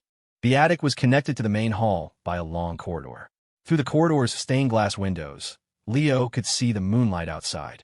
To his surprise, New Haven's perpetual smog seemed to have cleared for the night. The moon was exceptionally bright, a perfect full moon. It hung in the night sky, casting a pale, ethereal glow over the city, silencing the world. Bathed in its light, Evelyn's smile was demonic. The ritual can only be performed on the night of a full moon, she explained patiently, noticing his expression. Such a rare opportunity, she smiled. And it just so happened to appear right after we met. Don't you think that's a coincidence, Leo? Isn't this the creator's way of orchestrating our romance? Leo silently watched Evelyn under the moonlight. It's very romantic. I'd find it even more romantic if you dropped this whole idea and we just had a quiet drink together. Evelyn's lips curled. That's impossible. She pulled him into the attic and up a circular staircase. For an attic, it was as tall as a watchtower. From the top floor room, through a set of floor-to-ceiling windows, you could overlook the entirety of New Haven's lower district. The view of the glittering lights was beautiful, but he was in no mood to appreciate it. As soon as he entered the room, his eyes were drawn to a massive magic circle drawn on the floor in blood. Candles flickered, casting the room in a quiet, eerie atmosphere. "Let's begin, Leo," Evelyn said, her face flush with excitement. "Wait a minute. HM." Evelyn looked at him, confused. "Wait for what? Any longer, and the weather won't be right for the ritual." "Don't worry, Professor. I checked the weather forecast before I came out," Leo said, his eyes scanning the room. "The what forecast?" Just assume I divined it from the stars." Leo looked away, having committed every detail of the room to memory. "Are you stalling? You're not thinking of escaping, are you?" Evelyn's eyes narrowed dangerously. "You couldn't escape downstairs. You have even less of a chance up here." "I'm not trying to escape. I just want to talk to you," Leo said, his gaze deep and steady. "I'm serious. Persuasion/pacify, master, activated. You want to talk?" Evelyn looked at him, first with confusion, then with a subtle, knowing smile. "Oh, Leo, don't think I'm as gullible as your sister. I know what you're trying to do." The grip on his wrist tightened, as if she was afraid he'd bolt. "You want to stall for time? Hoping for some lucky break to happen, just like last time?" She let out a small laugh. "But it's just the two of us here.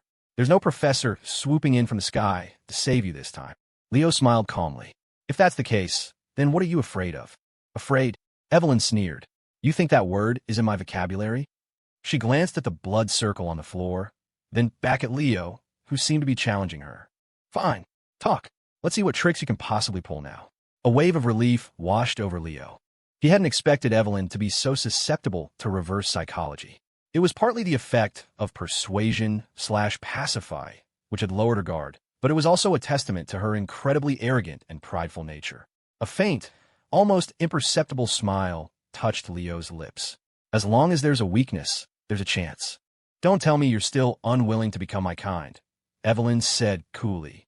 "If that's the case, then let's not waste our time. That's not up for discussion." "But," Leo said quietly, "if I become one of you, I can't eat good food, and I can't even stand in the sun." He opened his eyes wide, his face a mask of pure complaint. "Doesn't that sound miserable?" "Miserable?" Evelyn paused. "Is it really miserable?" She had never associated the word with the elegant and noble bloodkin. How could they, of all beings, be miserable? "Of course it is." Leo nodded emphatically, launching into a litany of grievances. "Professor, you spend all your time in human society. You're a university professor. When your colleagues get together for a potluck or share snacks in the break room, don't you ever get jealous? Aren't you curious what it all tastes like? And another thing," Leo continued, trying to paint a picture of just how bleak her existence was. "Everyone knows New Haven is the capital of smog. We're lucky if we get a month of clear skies in a whole year. Do you know what the most popular lifestyle trend is right now?" He looked into her slightly confused emerald eyes. "It's vacation. Going on vacation to Port of Brugge, the coastal city in the south of the empire."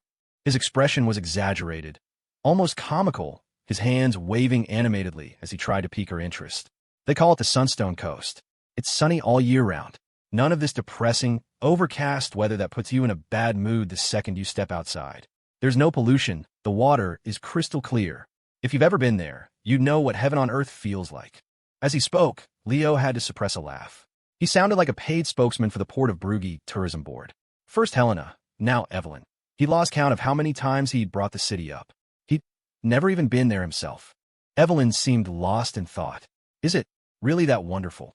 "Absolutely," Leo said decisively. "It's amazing. I've been before, I'm not lying." Evelyn crossed her arms, her expression dismissive. "The vulgar amusements of short-lived humans. What's so great about it? I'm not interested." As she said this, she failed to notice she'd released her iron grip on Leo. "Besides, it's not that we can't enjoy the sun, or that we deliberately gather in this sunless city." She tried to explain. "It's just, sunlight is not conducive to our recovery, or our mastery over our abilities. So over time, you just got used to living like rats in a dark hole." Leo pressed. Honestly, Evelyn was very different from the traditional vampires of her family. She enjoyed lively places and liked to blend in with human society. She disliked dark, damp castles and cold coffins, preferring to shop, follow the latest trends, and visit beauty salons with her wealthy colleagues from the university before attending high society galas. Leo had seized on this point, forcing Evelyn into a moment of reflection, which had made her relax her guard. He smiled, casually fiddling with the items set up around the blood circle, feigning interest. As they talked, he had unconsciously moved closer to the floor-to-ceiling window. Standing at a great height and looking down usually made people nervous, their hearts pound. That feeling didn't affect Leo. He just thought the height was perfect. If he jumped at the right angle, he'd surely lose consciousness in an instant. Rats in a hole. Evelyn was clearly getting angry. How dare you describe the noble and elegant bloodkin that way? Humph. You should know, we rendered great service at the founding of the Empire. Without us, you vulgar, short-lived humans wouldn't have such wonderful lives. You'd probably still be living in an age of constant war. This was news to Leo. Vampires had collaborated with the Empire, but he had no time to ponder that now. The timer on persuasion/pacify was about to run out. Evelyn's mood was growing more impatient. She shot him a look and started walking toward him. But by now, Leo was already standing right beside the window. His one and only chance had arrived. "Professor," Leo said with a smile. "What?" Evelyn frowned. "We've talked enough. Now, come complete the ritual with me. You can keep your stupid ritual for yourself, my dear vampire professor." "I told you, not a vampire." "We are," Evelyn began, her anger flaring. But to her utter astonishment, Leo, in a teasing tone, said with a smile, "Professor, next time, remember to buy a better quality window." His body slammed into the glass. The beautifully ornate window shattered, and in an instant, Leo's figure vanished from the top of the tower. "Leo!" Evelyn stared at the scene in disbelief. No matter how fast she was, she couldn't have stopped him. She watched in shock as the dark shape plummeted toward the ground. "He would rather die than become my kin? Does he hate me that much?" As he fell, Leo felt the wind whip against his face, his heart feeling as if it had stopped cold. But it didn't matter. It would all be over in a second. The moment he hit the ground, his world once again plunged into darkness. He opened his eyes again, back in the painfully familiar office. "If you find any new leads, please be sure to notify me immediately." Captain Raymonds, standing at the door, said his piece and then left with Officer Leon. The Ghost of Blackwood Academy save point. Magitech Class A Advisor's office respawns remaining. March 5th after they left, it was just Leo and Evelyn in the office. Leo took a deep, shuddering breath.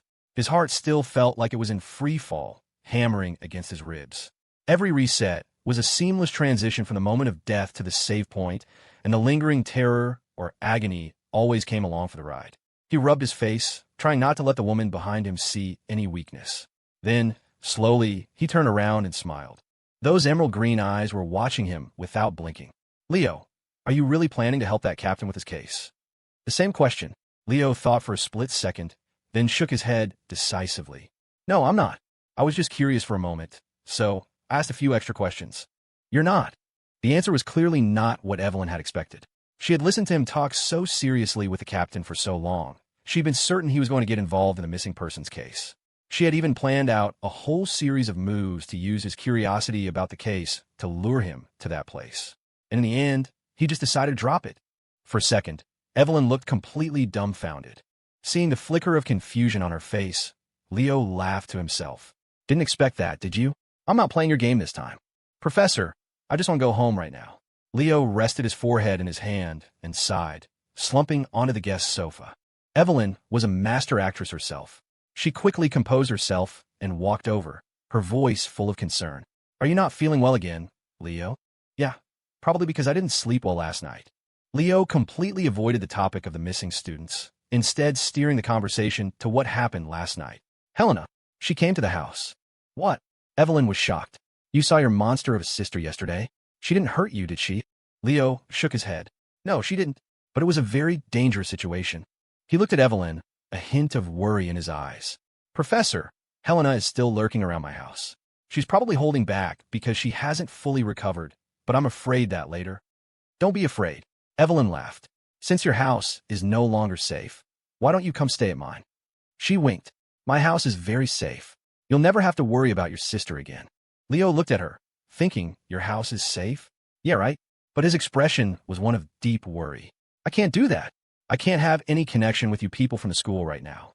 Helena will retaliate. Evelyn let out a cold laugh. You think I'm afraid of her? Let her come. I've got you covered. Leo looked at her seriously. Professor, if you're not afraid, then why don't you just stay at my place? Evelyn froze for a second, not expecting the request. Come on, Professor. I've got something special for you at my place, Leo said, his eyes narrowing suggestively.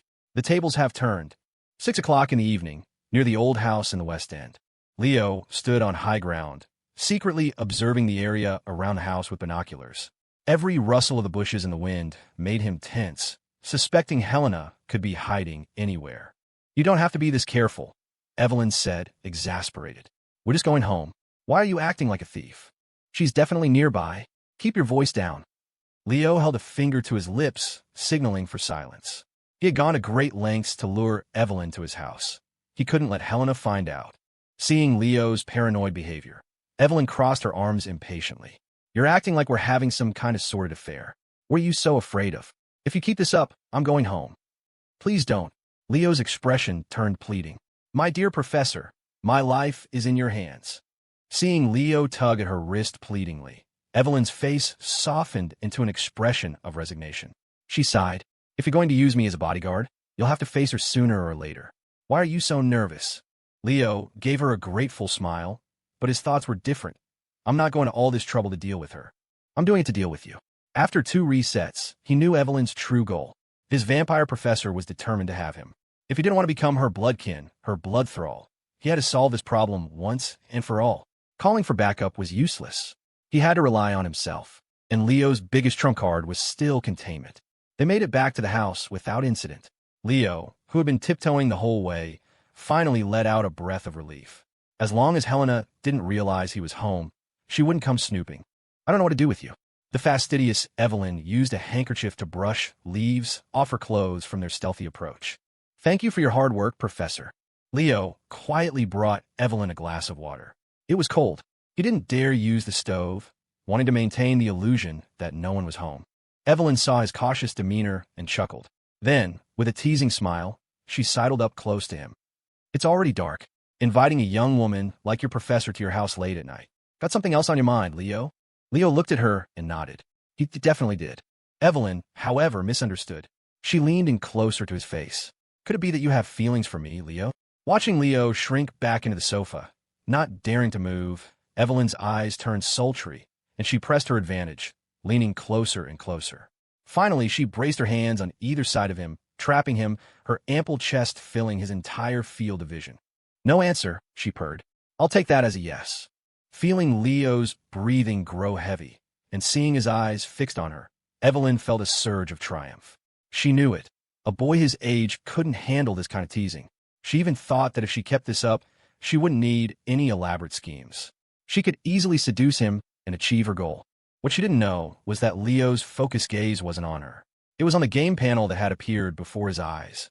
Evelyn race, vampire, rank, Baroness, affinity, 72 corruption, 60 threat level, 3 stars, dangerous.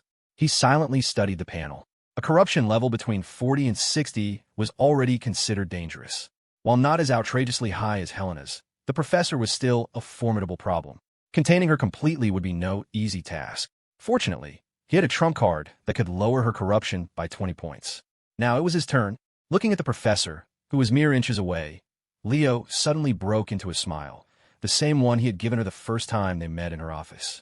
Professor, he said, his voice sincere, his eyes filled with a special kind of emotion. Thank you, really.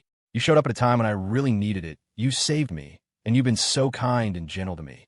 If it weren't for you, I don't know what I would have done. He sighed, full of feeling. I've never even properly thanked you. I don't even know how I could ever repay you. Gazing at the young man's smile, Evelyn's expression went momentarily blank. Am I really as good as you say?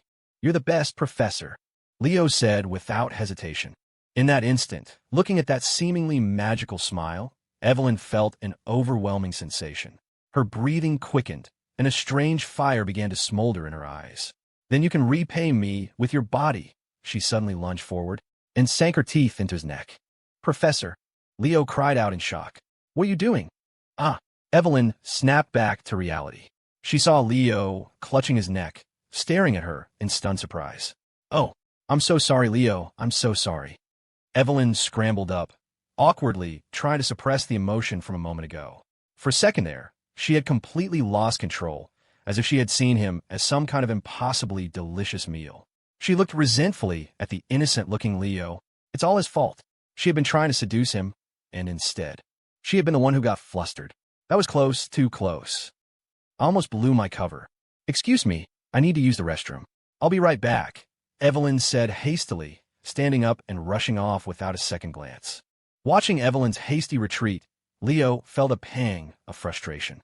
The charm offensive was going so well, her corruption was about to drop, and she just leaves? It was the definition of an anticlimax.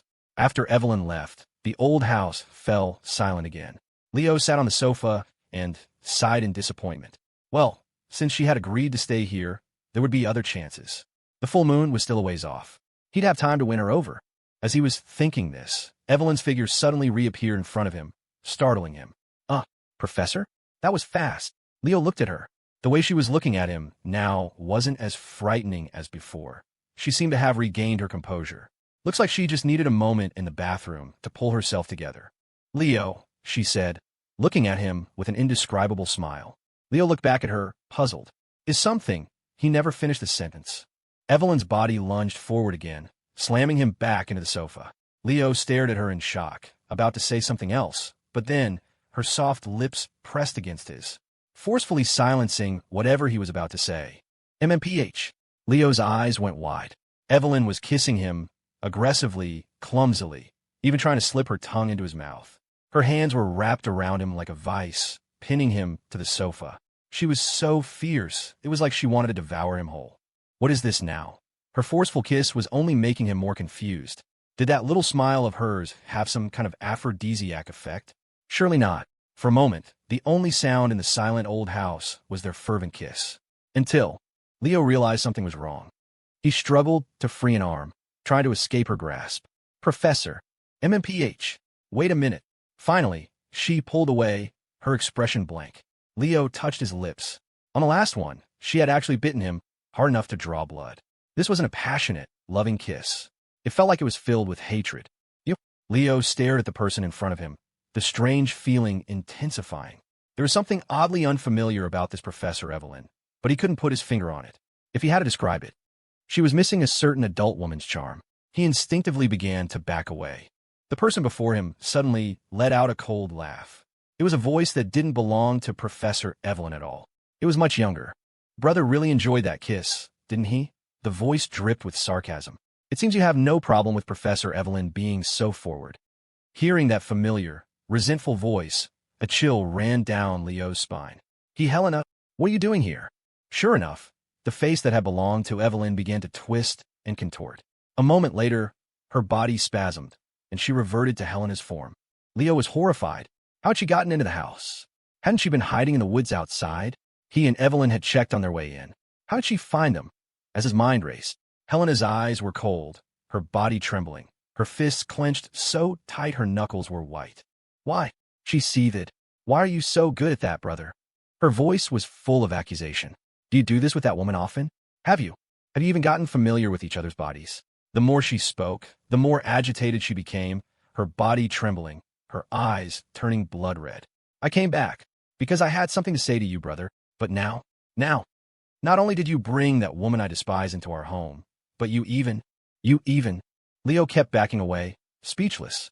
"It was you who turned into her and kissed me without giving me a choice. I couldn't even fight back. How is this my fault?" As he retreated, his hand reached into the shoulder bag he never took off, his fingers closing around bottle after bottle of potions. But Helena gave him no chance. The bloated tentacles hidden beneath her dress revealed their familiar, hideous forms. For 6, more than 10 dark tentacles shot toward him with astonishing speed. Leo, Evelyn, just emerging from the bathroom, stared in shock at the scene before her. What the hell? I go to the bathroom for 2 minutes to cool off, and his monster sister shows up for the kill? Where did she even come from? Evelyn's figure blurred as she rushed toward Leo, but she was too late. A spray of blood filled the air. The sharp tentacles converged from all angles, piercing through Leo's body. His chest, his abdomen, his limbs, and his throat. Everything in front of Leo's eyes quickly blurred and faded to black. The last things he saw were Helena's twisted, frenzied expression and Evelyn's furious roar. Damn it. Miscalculated. Again. Save point. Magitech Class A Advisor's office respawns remaining. 2/5. If you find any new leads, please be sure to notify me immediately. Leo, are you really planning to help that captain with his case? You're acting like we're having some kind of sordid affair. What are you so afraid of? If you keep this up, I'm going home. Could it be that you have feelings for me, Leo? Excuse me, I need to use the restroom. I'll be right back. Familiar scenes flashed by. Leo sat tensely on the sofa, his mind racing, waiting for what he knew was coming next. When the figure of Evelyn appeared before him again like a ghost, Leo shot to his feet. The figure gave an enigmatic smile and walked straight toward him. The moment Evelyn tried to kiss him, Leo pushed her away. Then, with an air of righteous indignation, he waved his hands. Professor, please don't. I already have someone I care about. Someone you care about? Evelyn froze, her expression turning cold as she stared at him. Who? Who is it? Seeing that one sentence was enough to make her drop the act, Leo laughed inwardly. You still need to work on your acting skills, Helena. But his face showed only a pained smile. Who else could it be? My troublesome little sister, of course. My sister? The answer was clearly not what she had expected. Her eyes widened slightly as she stared at him in surprise. Your sister? What? What about her? Isn't she fine? Fine. Leo glanced at her. Yeah, she's fine. All alone out there, sleeping in the dirt. She's probably used to it by now, just like when we were kids. Evelyn's trembling body suddenly stilled. She looked at Leo with intense curiosity. So you do care about your sister? Leo shook his head with a wry smile. I don't know if care is the right word, but I guess it must be.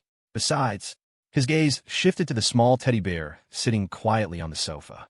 He let out a long sigh. I promised her I would help her fulfill a lot of wishes. It's a shame I can't find her anymore. Leo looked back at Evelyn.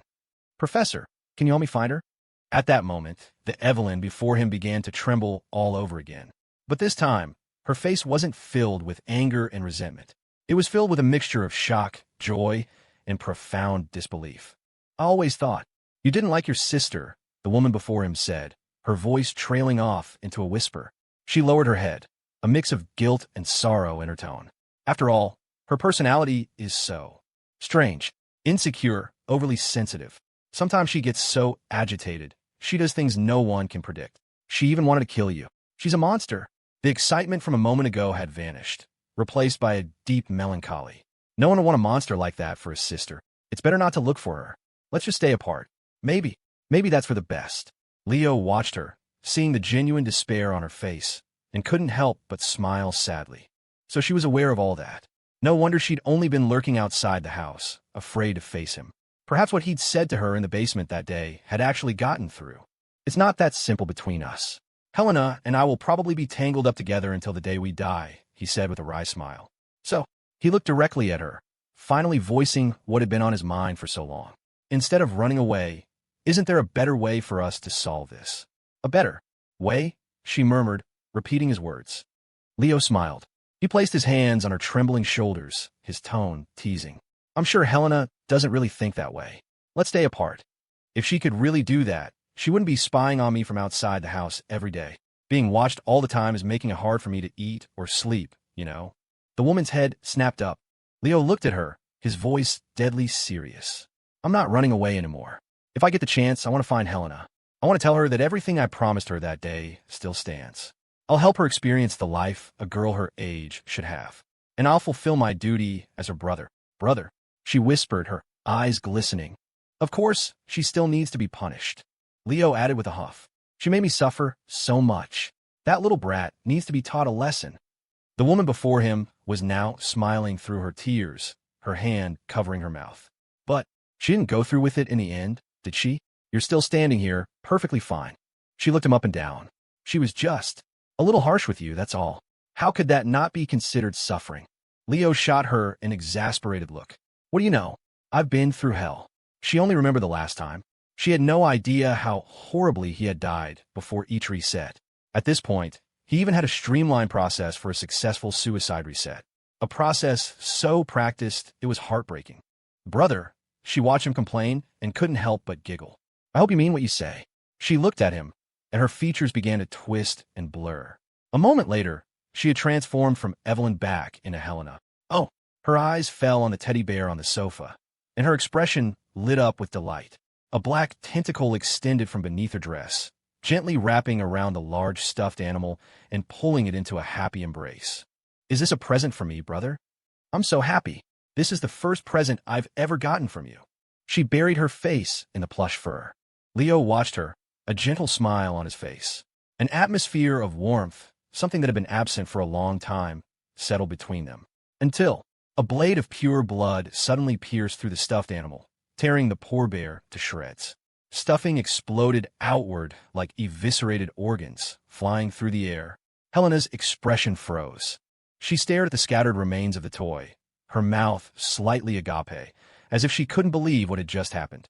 "The first present brother ever gave me is broken." A boundless rage erupted within her. She spun, her furious gaze locking onto a single point. From that direction, an equally furious presence radiated. Evelyn, back from the bathroom, stared coldly at Leo and Helena standing together. "Well, you two, aren't you just a happy family?" Seeing Leo's wary expression as he backed away from her, Evelyn didn't get angry. She laughed. "Well done, Leo. So you were lying to me. You're quite the actor. You went to all that trouble to lure me here, telling me you needed a bodyguard, putting on such a convincing show of being terrified that your monster sister would find you. But look at her. She seems perfectly fine.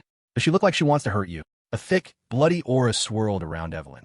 Another blood-red blade formed in her hand. "You have disappointed me, Leo," she said with a cold smile, her crimson form flickering out of existence. The next second, she reappeared behind Leo, the blood blade aimed straight for his throat. "Don't you dare hurt my brother!" Helena shrieked, throwing herself at the crimson shadow, placing her body between it and Leo. Several of her tentacles were severed, and she cried out in pain, but she managed to stop the sharp blade in midair. Leo met Evelyn's icy gaze for a second and saw undisguised murderous intent. This was the first time she had ever looked at him like that, not even when he had exposed her as the killer. Fear shot through him. He took advantage of the two of them being locked in combat to scramble away toward the other end of the sofa. "I hate betrayal. I hate it."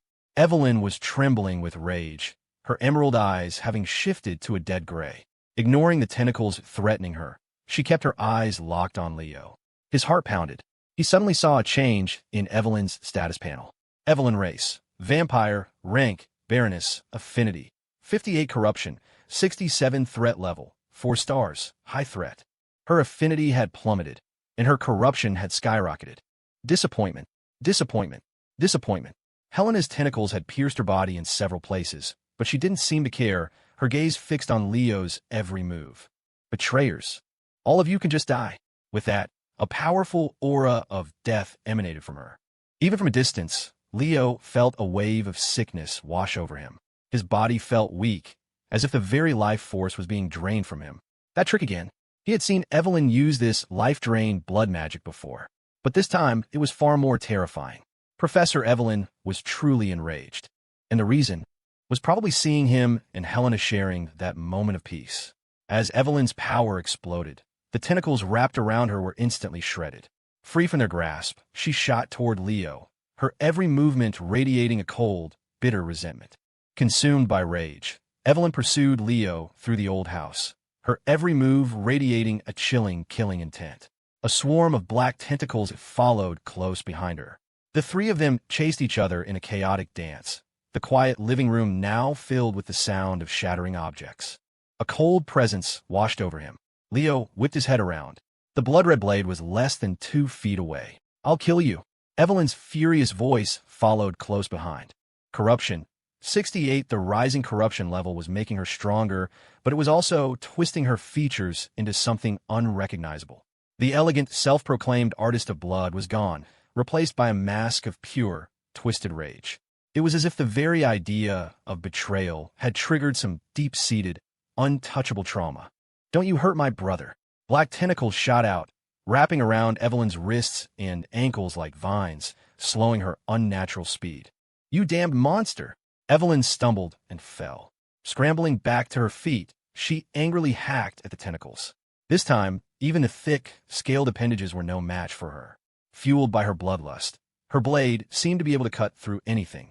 The tentacles wrapped around her ankles were chopped away like firewood. Helena cried out in pain again, her eyes wide with shock. It had only been a few days since their last fight. How had she gotten so much stronger? It even felt like she was starting to surpass her. Helena's brow furrowed. No, even if she is stronger than me, I can't let her. I absolutely cannot let her hurt my brother.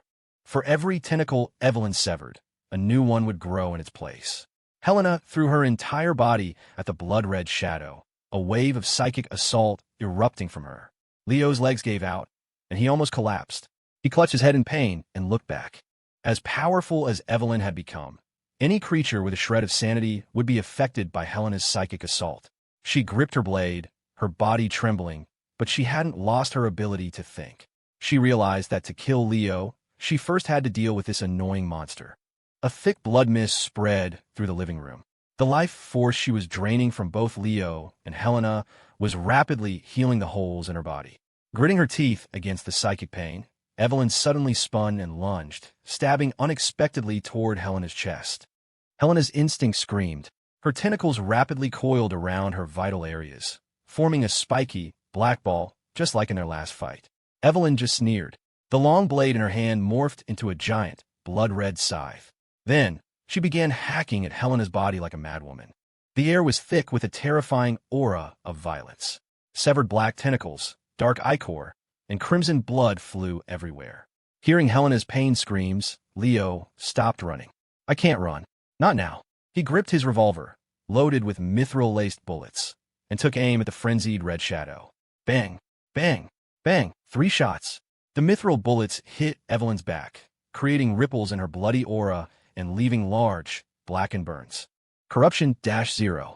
5 corruption-0. 5 corruption-0. 5, but that was all. Enveloped in her blood mist, Evelyn's skin was already healing. The 3 silver-tipped bullets were forcibly ejected from her body, clattering to the floor. As the bullets hit the wood, Evelyn's gray, pupilless eyes slowly turned to look at Leo. It was an indescribable look, one that made the hair on his neck stand on end. Not even when she was facing down 2 BSI agents had she looked at him with such hatred. Leo. She dragged her blood scythe along the floor, walking toward him step by step. Do you want to know why I left my family? Leo kept his revolver aimed at her approaching figure, his sights set on her head. Evelyn didn't seem to care. She just kept coming, a cold smile on her face. I'll tell you now. Betrayal. It was betrayal. The blood scythe rose high into the air. Consumed by hatred, Evelyn's face twisted into a near-maniacal grin. I'm going to show you what happens to betrayers. In that single instant, the crack of the revolver, Evelyn's crazed laughter, and a deafening explosion all merged into one. Leo felt his body get thrown through the air like a piece of paper, flying several feet before crashing back down to the ground. He tumbled violently, feeling as if every bone in his body was about to break. He finally came to a stop when he slammed into a wall, his body covered in blood. To his astonishment, he was still alive. He wiped the blood from his eyes, and through the searing pain, looked up. Evelyn had landed in a similar heap, though her regenerative abilities meant she was in much better shape. But what had caused the explosion? Helena had changed into something that shocked them both. It was a colossal mass of twisted, corrupted flesh. Human organs, eyeballs, and limbs were fused together with black cilia and tentacles in a way that made the skin crawl. It was a behemoth, its tentacles as thick as tree trunks, a leviathan that had just burst forth from the depths of the sea. Its voice was no longer human, but you could still hear a terrifying, mournful cry echoing through the old house. Bro. Brother. No. Brother. Must. Fine. Leo looked at the massive creature, his heart aching. It seemed to have lost its sight, its thick tentacles blindly searching the house. But as if afraid of hurting him, its movements were slow and careful. The enormous body moved aimlessly, its cries growing more frantic and agitated as it received no response. Brother. The sofa splintered, the cabinets and chandeliers shattered, and the entire floor began to tremble. Evelyn, back on her feet, stared warily at the giant monster, its sudden transformation forcing her to be cautious. But Leo, ignoring the pain, forced himself to walk forward. He looked at the bloated body just a few feet away. This time, there was no fear, no disgust. Helena, he said softly. His voice was gentle, comforting. Don't be afraid. Brother's here. Chapter 45. Brother, finally. Found. The behemoth could still only produce garbled, monstrous sounds, but its searching tentacles all came to a halt. Then, the smallest of them slowly, carefully, extended toward the source of the voice. Leo smiled and held out his hand, letting the black tentacle touch his palm. The moment they made contact, the creature seemed to become even more agitated. The small cilia covering its body waved back and forth like a dog's tail, as if expressing its joy. Disgustingly ugly. From the other side of the room came a voice full of revulsion. Evelyn couldn't even bear to look at the tentacled monster.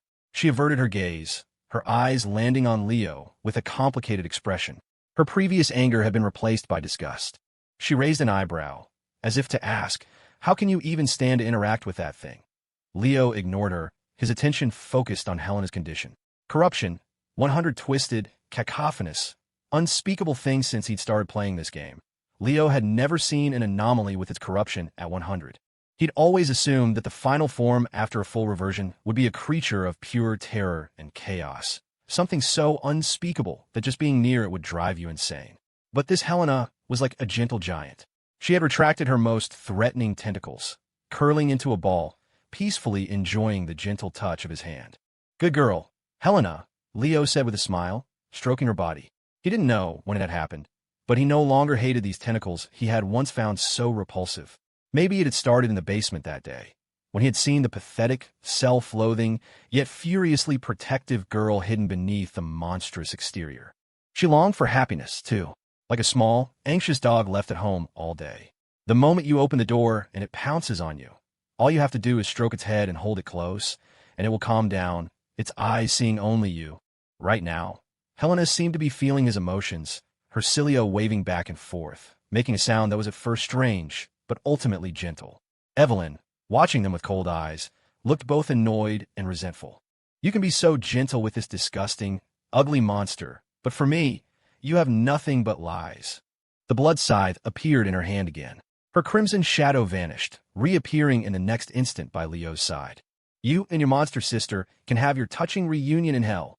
The killing intent was so sharp it lifted the hair on Leo's neck, but he just looked at the hysterical woman with a calm expression. Crack! A deafening boom echoed through the old house. A tentacle as thick as 2 arms could barely wrap around slammed into Evelyn. She was sent flying like a broken kite, the sound of bones snapping audible even from a distance. Leo's eyes followed her as she crashed into the wall, leaving a deep, crater-like impression. When she landed, she struggled to prop herself up, coughing up a mouthful of blood. You too." She tried several times to stand, but her injuries were too severe, and each time she collapsed back to the ground. Leo gripped his revolver, reloaded with mithril-laced bullets, and slowly walked toward her. Her gray, pupilless eyes were gone. She looked up angrily, her emerald green eyes locking onto his approaching figure. "Are you disappointed in me, Professor?" Leo raised his gun. "Disappointed? Of course I'm disappointed." Evelyn stared at him coldly. "I saved you. Have you forgotten that? Have you forgotten what that monster did to you? And you turn on me like this?" Leo shook his head and laughed. "I almost forgot. I haven't laid my cards on the table with you this time around." "What?" His strange words left Evelyn confused. "What are you talking about?" Leo looked deeply at the struggling woman and gave a bitter smile. "You're disappointed. You think I'm not? Back then, I was at the lowest point of my life, and you just happened to appear. That gentle look, that soft embrace." He laughed again bitterly. "I thought I was dreaming, that I had found such a wonderful professor, one who would genuinely help her students." His smile faded, replaced by a cold emptiness. But it was all fake. Meeting Leo's deep gaze, Evelyn faltered for a moment. You know everything. What does it matter if I know or not?" Leo looked at her. It was all wrong from the start. Only the ending is right. The exposed cylinder of his revolver gleamed, the mithril-laced bullets shining with a mysterious silver light. Wait, Leo." Evelyn's voice suddenly became urgent. She knew that in her current state, she couldn't withstand even this minor an attack. She might not die, but who knew what would happen the next time she woke up? With that terrifying monster on his side, her future looked bleak. "I admit, I had some less than noble intentions at first," she stammered. But I never wanted to hurt you, Leo. I just hoped." She hesitated, unsure how to continue. "You just hoped I would become your blood thrall, to be completely under your control, right?" Leo finished for her. Evelyn's head snapped up again. "You knew about that, too? How did you know?"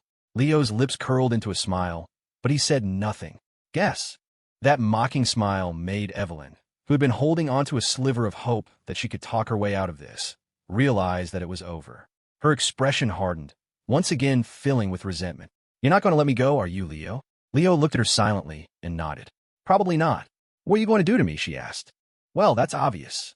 Leo's expression was playful as he looked her over. "A taste of your own medicine, of course." Seeing the panic on her beautiful face, Leo chuckled. "Professor, you were looking for a bloodkin, weren't you? I'll grant your wish. Soon, you'll get to experience that feeling of total domination. Except, this time, you're the one who's going to be dominated. You wouldn't dare." Her eyes flew open in fury, her body trembling violently as another surge of blood-red energy erupted from her. "Brother, look out!" Helena's anxious voice, now clearly human, mixed with the sound of gunfire.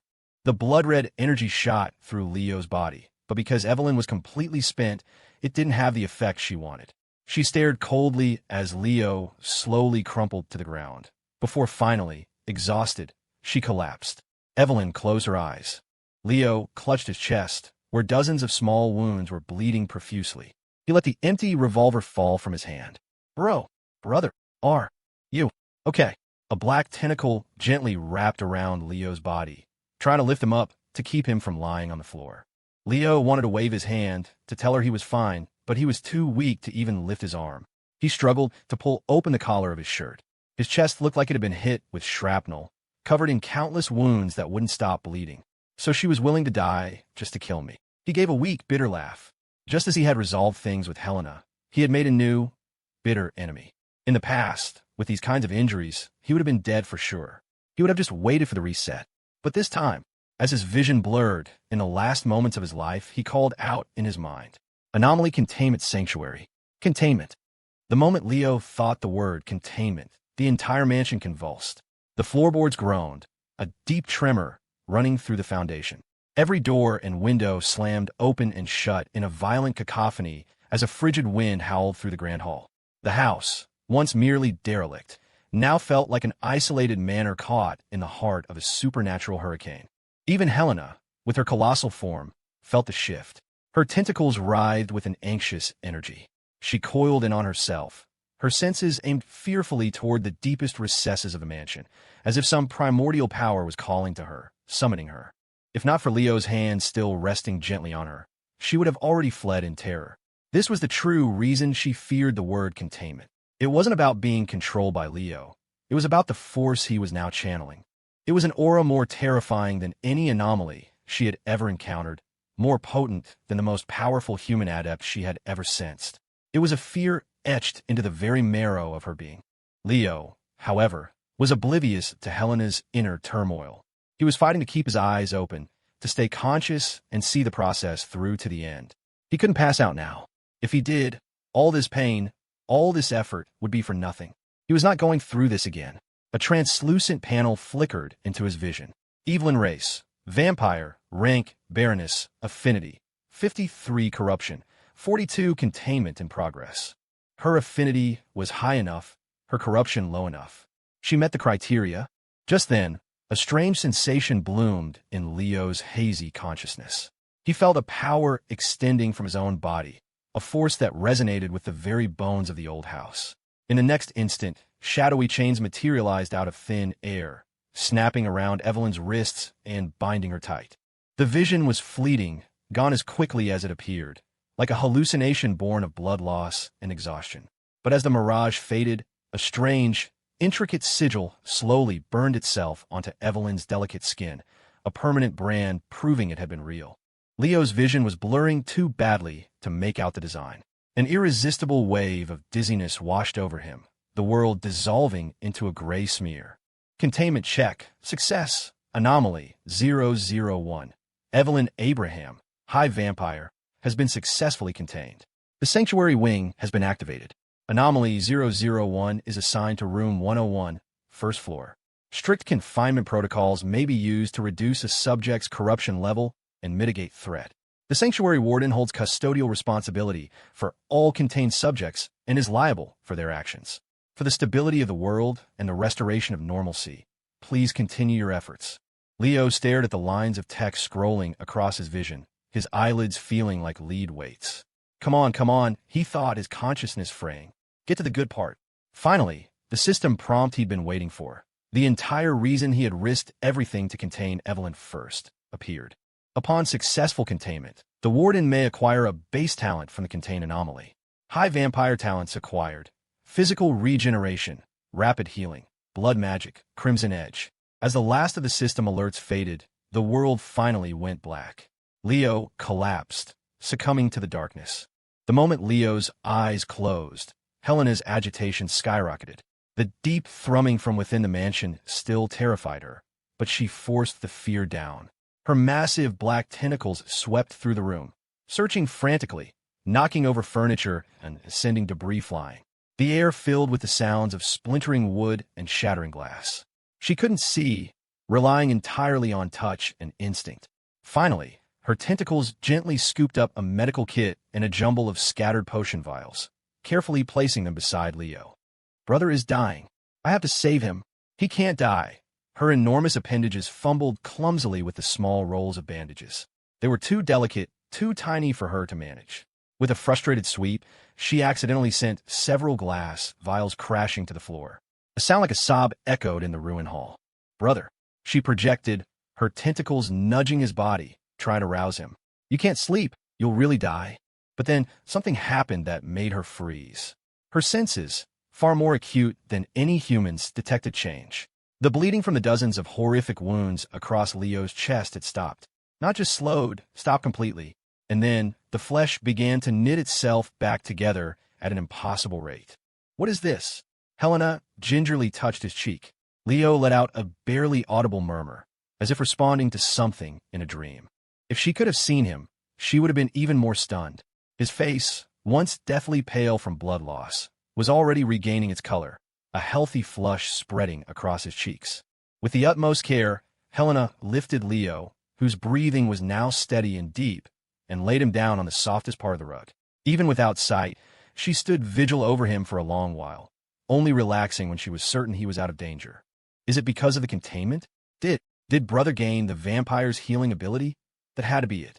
Perhaps it was the end of the battle, the rage finally subsiding. Or perhaps it was the relief of knowing her brother was safe. Whatever the reason, Helena felt her massive body begin to shrink, to contract. The world started to return, human senses filtering back in. Sight, smell, hearing. Her blurry vision finally focused. She saw her brother, sleeping peacefully. She saw the wrecked state of the mansion, like the aftermath of an earthquake. She saw the unconscious vampire. And she saw herself in a shard of a shattered mirror. A hideous, bloated, repulsive thing. Is that me? Helena stared, disbelieving. She stood frozen before the mirror, her eyes wide as she took in the monstrous reflection. In that single, horrifying moment, a torrent of memories she fought so hard to suppress crashed over her. "Monster! It's a monster! Sister, please. That monster. It's going to kill me. You really are. A monster. And ugly, too. I hate ugly things. How can you be so gentle with that disgusting, ugly monster?" All of her tentacles wrapped around her head, as if to crush the thoughts, the voices. She didn't want to remember, but the word monster was a phantom that haunted her every waking moment, a devil's laughter that clung to her like a shroud, burrowing in her mind, no matter how hard she tried to shake it free. "Monster. I'm a monster. This ugly thing." She looked from her grotesque reflection in the mirror to the boy sleeping so peacefully on the floor. How could something like me ever stand beside someone as good as him? A wave of unbearable sorrow washed over her. With a crash, the front door was thrown open. Like a phantom fleeing the dawn, Helena vanished into the night, leaving the old mansion to its silence once more. Sunlight streamed through the grimy windows, spilling across Leo's face and stirring him from his deep slumber. He slowly opened his eyes, his body still aching from the previous night's battle, his head thick and groggy. Then he noticed it. The wounds were gone.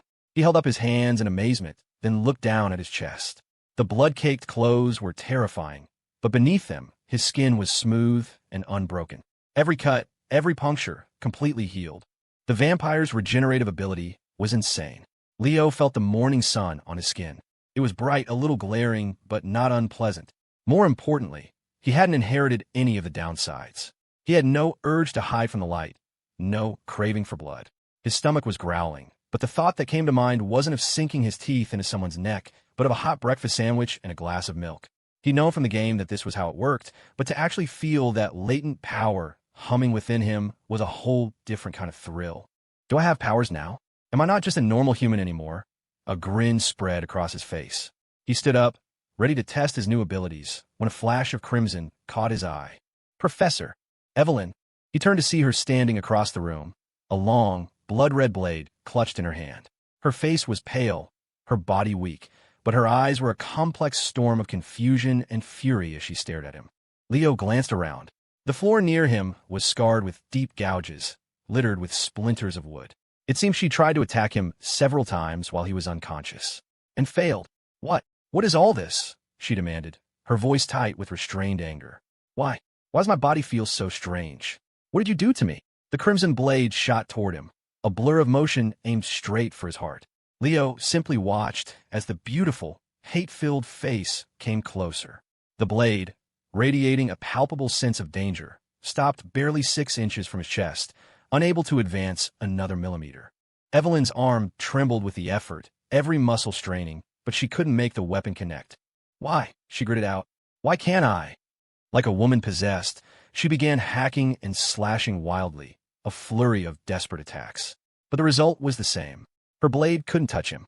Seeing her powerless rage, a slow smile spread across Leo's face. This was it. This was the magic of the sanctuary.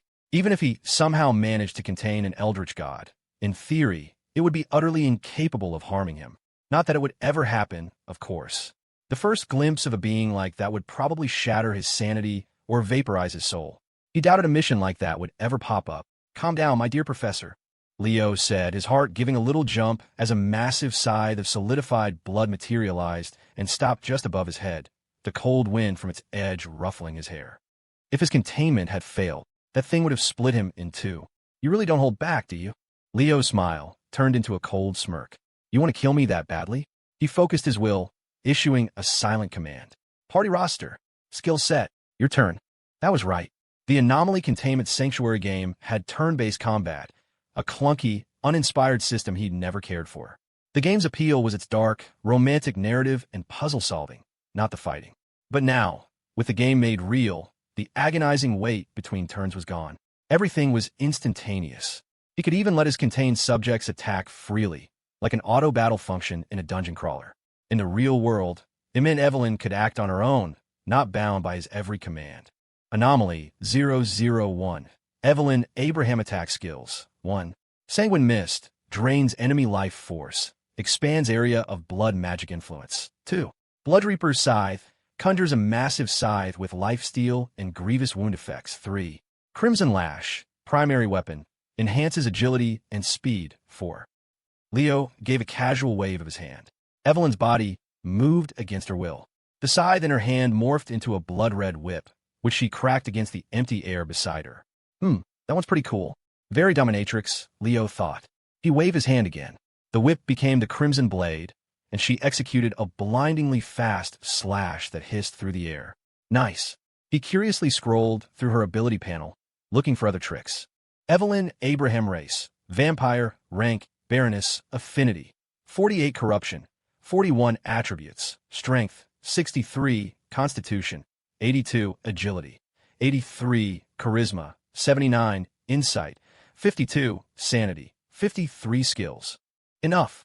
Evelyn cried out, her voice ragged with anguish as she was forced to attack the air again and again. She stared at him, her eyes burning. What have you done to me? Why can't I attack you? Why can't I resist? My body. Why is it listening to you? Leo stopped his experimentation and walked slowly toward her. He gently took her wrist.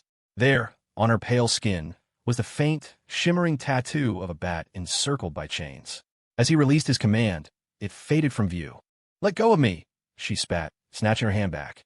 Weakened and off balance, she stumbled and collapsed to the floor. She immediately looked up, defiance flaring in her eyes, but before she could move, dozens of shadowy chains erupted from the floorboards, wrapping around her limbs and pinning her in place. You! She glared up at the man standing over her, her expression a mixture of fury and a dawning, terrible humiliation. Of course you'll listen to me, Leo said, looking down at her, the corner of his mouth curling into a slow, deliberate smile. For some reason, seeing the once proud, beautiful, and powerful Professor Evelyn looking up at him with such a guarded, humiliated expression, It sparked an indescribable feeling inside him. The high and mighty vampire heiress, the untouchable Ice Queen, now brought so low, displayed before him like a fragile, broken doll. The sense of triumph was intoxicating. It was almost giving him ideas. He knelt, gripping her delicate chin and leaning close to her face. He gave her a wicked grin. "Professor, weren't you planning on turning me into your thrall? Weren't you going to control my life forever?" He murmured, his voice a low, demonic whisper. "Well, turnabout is fair play. Your future, your body, your will. It all belongs to me now. You." He paused for effect. "You're mine." At those words, all the color drained from Evelyn's face. She slumped to the floor, defeated, the light in her eyes flickering out. Leo loomed over Evelyn. She sat there, limp and lifeless, her eyes vacant like a broken, battered doll. She kept muttering the same things over and over. How could this happen? What went wrong? This isn't how it was supposed to be.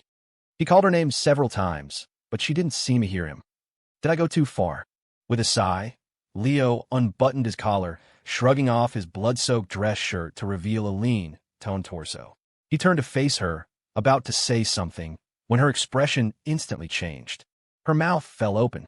She scrambled backward, her body coiling in on itself as she hugged her arms protectively. It was a gesture of pure, instinctual fear. "Leo," she stammered. "What are you doing? What are you planning to do to me? You're a professor."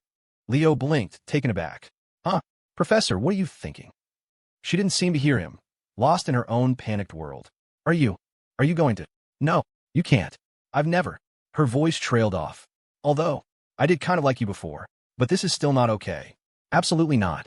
She shook her head violently, a look of desperate resolve hardening her features, like a cornered cat preparing for a final, hopeless fight. Leo couldn't help but chuckle.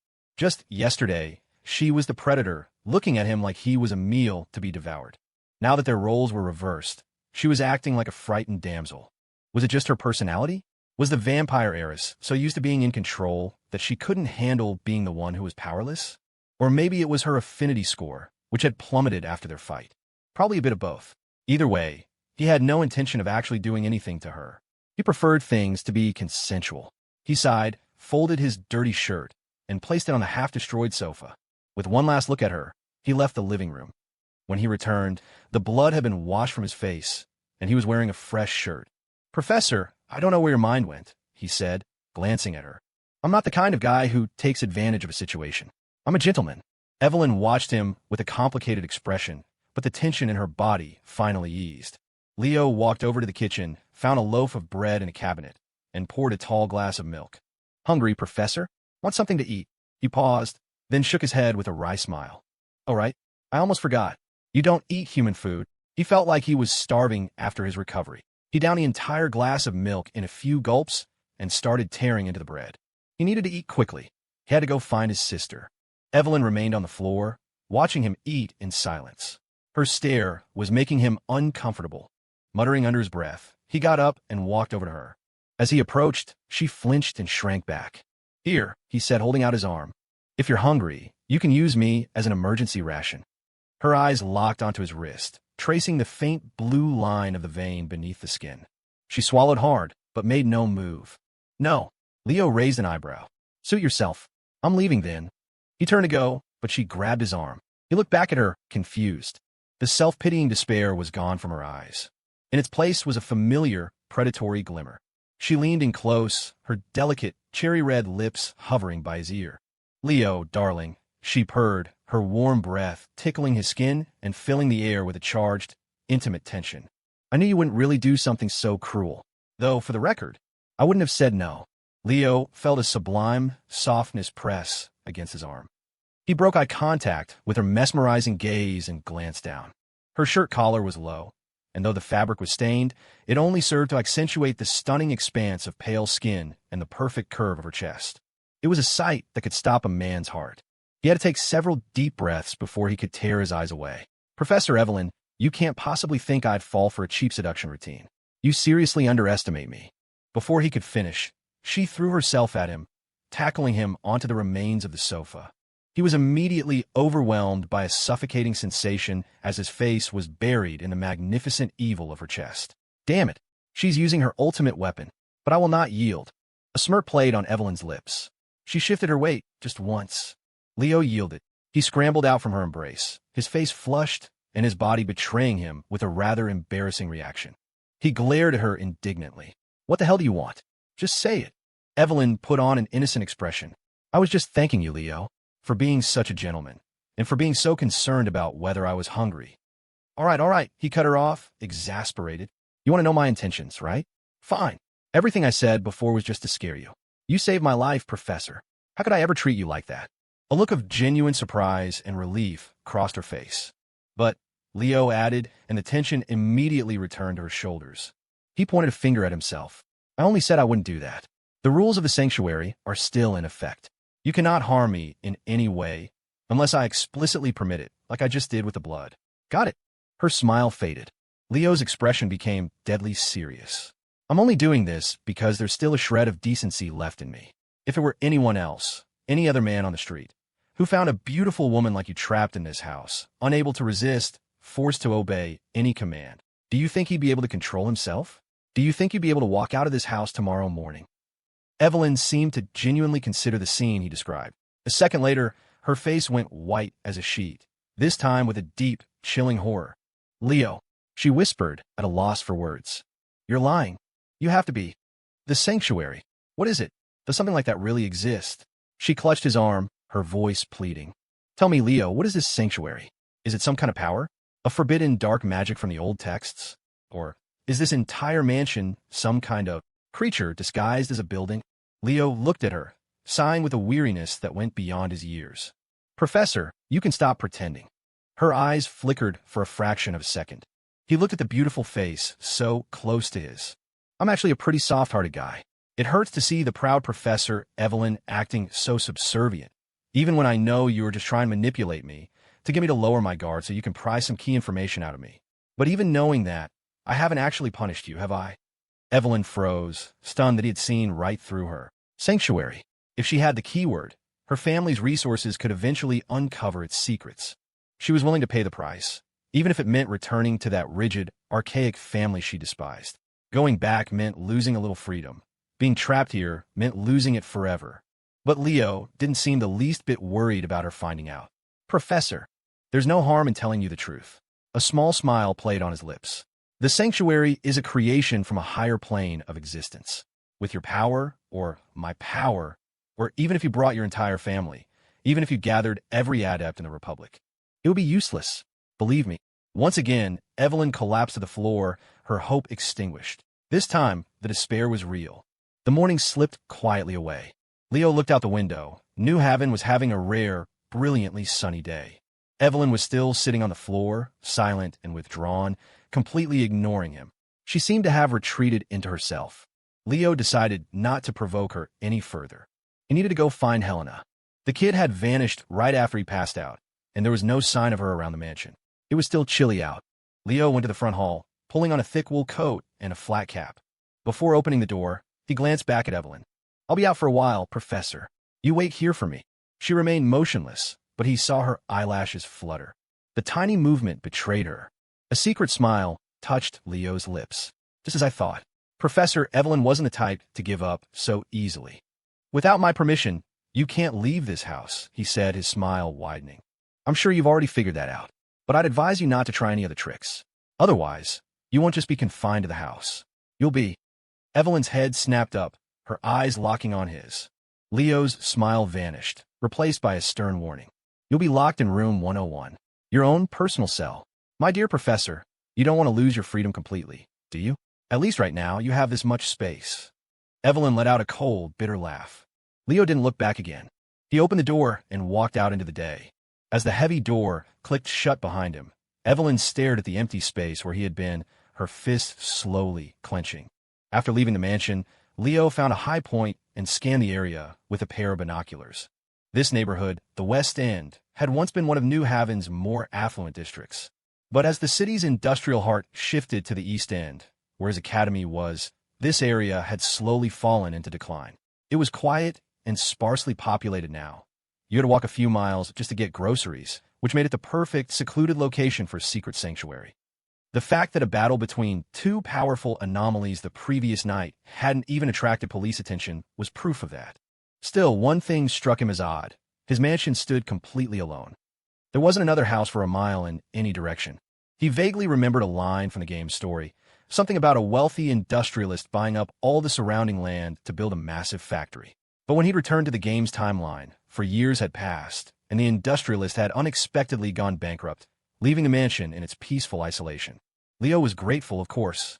He didn't want a noisy, polluting factory as a neighbor, which would make his secret activities much harder to conceal. But for things to work out so perfectly in his favor, it felt a little too convenient. Was it Helena? Did she do something? He considered it, then dismissed the idea. If Helena had been involved, the news would have been about the industrialist's sudden, gruesome death, not bankruptcy. She didn't know the first thing about economics. So, was someone else helping him from shadows? Who could it be? As he pondered this, he spotted something through his binoculars. In the direction of the old bridge, the dense canopy of trees trembled in a way that wasn't natural. Helena! He immediately packed his things and ran toward the bridge. Pushing through the thick undergrowth beneath the stone arches, he finally saw the dark, coiled shape. Helena was much smaller than she had been the night before, the upper half of her body vaguely humanoid. To ward off the cold, she had wrapped her lower tentacles around herself like a thick blanket, huddled quietly in the shelter of the bridge. She seemed to have made a little home here. On the riverbank nearby lay the desiccated carcasses of several small animals, presumably her daily meals. Though it was better than being out in the open, a cold wind still whipped through the underpass. Every time a gust blew past, the tiny tendrils on her body would shiver. The sight made Leo's heart ache. He walked toward her quietly. The soft crunch of his footsteps on the dry grass made her entire body tense. Like a startled animal, she unfurled her tentacles, one of them lashing out reflexively toward the sound. Leo stopped. The tentacle froze half a yard from his face. "Brother," a disbelieving voice echoed from under the bridge. "It's you, brother." The voice was filled with excitement and joy. Helena turned, her brilliant blue eyes fixed on him. Leo smiled and waved. "Come on, let's go home. It's freezing out here." He didn't expect a reaction. The joy on her face vanished, replaced by panic. "No, I can't go home." She shielded herself with her tentacles, as if desperate to hide her current form from him. Her body rippled as she prepared to flee to the other side of the bridge. "Wait, Helena!" Leo called out anxiously. "Don't go yet. I need to talk to you." Her tentacles trembled, but she pretended not to hear, the dark shape moving away faster and faster. Leo sighed and broke into a run, chasing after her. But Helena had far too many legs. Soon, he was panting, out of breath, forced to watch as her form grew smaller in the distance. Cupping his hands around his mouth, he shouted, "If you don't want to come home, that's fine. Just stop for a minute." His words finally made her pause. She turned just in time to see him kick one of the dried animal carcasses into the river. "You shouldn't eat things like that. You'll get sick," he called out. "And these two?" He rummaged around her makeshift home, found two skinned and clean stray dogs, and tossed them into the river as well. "But I worked so hard to..." Helena watched helplessly as her brother disposed of her entire food supply. Then he took some things out of his backpack. A thermos filled with hot water, bread wrapped in wax paper, and even a grilled steak still drizzled with sauce. Helena's superhuman sense of smell caught the irresistible aroma. She swallowed hard. "It smells so good." Leo even spread a clean napkin on the ground in the underpass. He smiled and waved to her from the distance. "Aren't you going to join me?" Helena looked at her brother's gentle, smiling face. As much as she hated for him to see her like this. That food smelled so good. Her instincts won. Leo watched as the black mass rushed over in seconds. Several tentacles snatched up the food, and it all disappeared into her mouth in an instant. After she finished, she sat with Leo on the riverbank, one tentacle resting contentedly on what he assumed was her stomach. Her smaller tendrils swayed back and forth, a clear sign of happiness. Leo chuckled, gently stroking one of the swaying tendrils. "Was it good?" Helena nodded. "Delicious. Everything brother makes is delicious." "Good." Leo looked at her. "Still don't want to come home? You could have food like this every day." Perhaps it was the good meal, but her defenses seemed to have lowered. She looked at him sadly and shook her head. "I want to, but I can't. Not right now." She fell silent, staring down at her monstrous reflection in the water. Leo frowned. Was she afraid her appearance would cause him trouble? He reached into his backpack again. When he pulled out several vials of suppression serum, Helena's tentacles recoiled nervously. "Brother, you. Relax. I'm not going to use them on you," he said, the memory of what happened in the basement flashing through his mind. He placed the vials gently on the ground. Helena, if you want to change back to your old self, you'll probably need these. He stood up with a kind smile. Of course, you can come back anytime. Even right now. He turned and began to walk away. The door to my home will always be open for you. Watching her brother's retreating figure, Helena suddenly felt that the early spring in New Haven wasn't quite so cold anymore. Night had fallen by the time a travel-worn Leo finally made it home. I'm back. His words were met with dead silence. He hung his coat and cap on the rack by the door, glancing curiously into the living room. He saw Evelyn sitting on the half sofa, still contemplating the meaning of life, not even sparing him a look. Her lips were pressed into a tight line. She looked like she'd been sulking all day. The scene was almost comical. Was this her version of a silent treatment? Leo walked over with a sigh. You haven't been sitting here all afternoon, have you? When she remained motionless, he teased. So, did you come up with a brilliant plan to get rid of me? Her eyes darted toward him for a second. She saw him collapse onto the other half of the sofa, looking utterly exhausted, and a flicker of curiosity crossed her face. Leo rubbed his aching legs. First I had to find Helena, then a trip to the precinct, and finally a run down to downtown. I'm beat. Evelyn sniffed, crossing her arms. Why are you telling me this?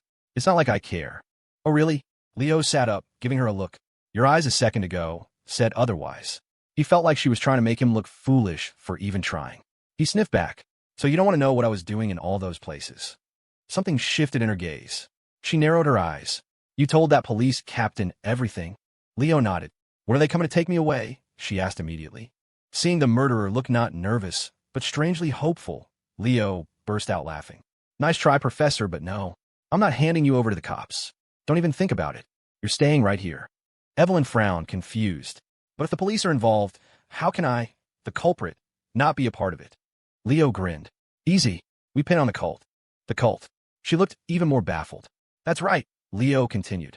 I went to Captain Raymond's and got the file on the Cult of Truth, that little secret society that's been active downtown. Then I went back to your place, carried out all those unconscious upperclassmen one by one, and dumped them in an abandoned factory. I drew a bunch of spooky-looking cult symbols all over the floor, and then I made an anonymous tip to the cops like a good citizen. He smiled. And then, my work done, I made a graceful exit. The missing students were rescued, and the culprit, standing right in front of him, had long been found. With that, the long, drawn-out first chapter of this whole mess should finally be over. I solved a kidnapping case that's been plaguing Captain Raymond's for weeks, Leo mused. He really ought to buy me dinner. But what he really cared about was the mission reward. But Evelyn was still confused. What happens when those students wake up and identify me? That'll be a long time from now, Leo said with a casual shrug. By then, re-education of you will have been a great success. I could even bring you food in prison. Oh wait, you don't eat that stuff, do you? Re-education? Evelyn flinched. What re-education? What are you going to do to me? Leo smiled sweetly. Why? Turn you into a kind, helpful, model citizen. Or, well, a model vampire. The room was quiet for a moment. Evelyn stared at him intently. You're messing with me. Leo nodded. She deflated like a punctured balloon, slumping back against the sofa with a weary sigh.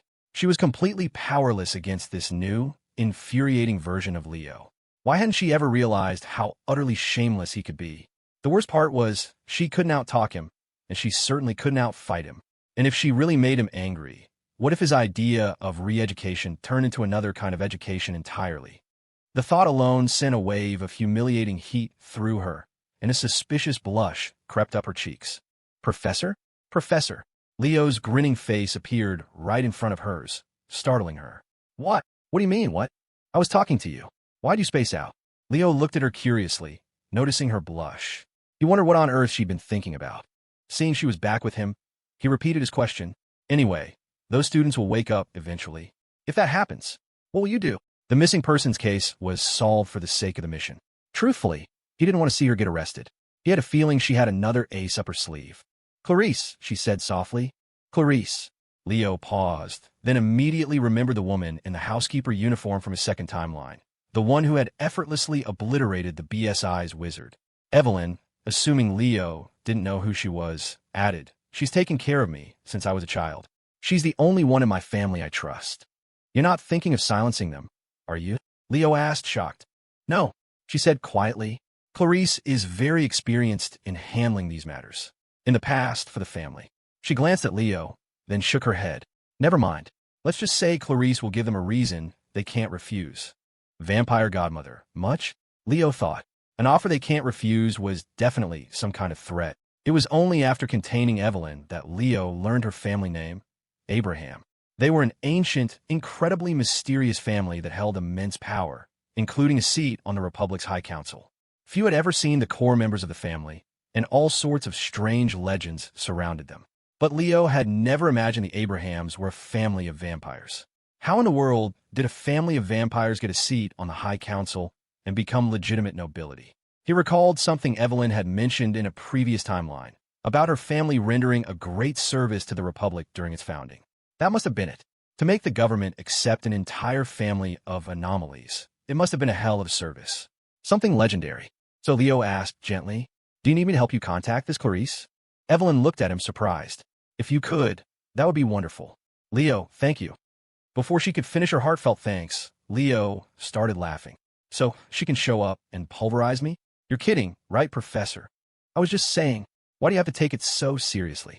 Evelyn blinked, and then a surge of uncontrollable rage flared up.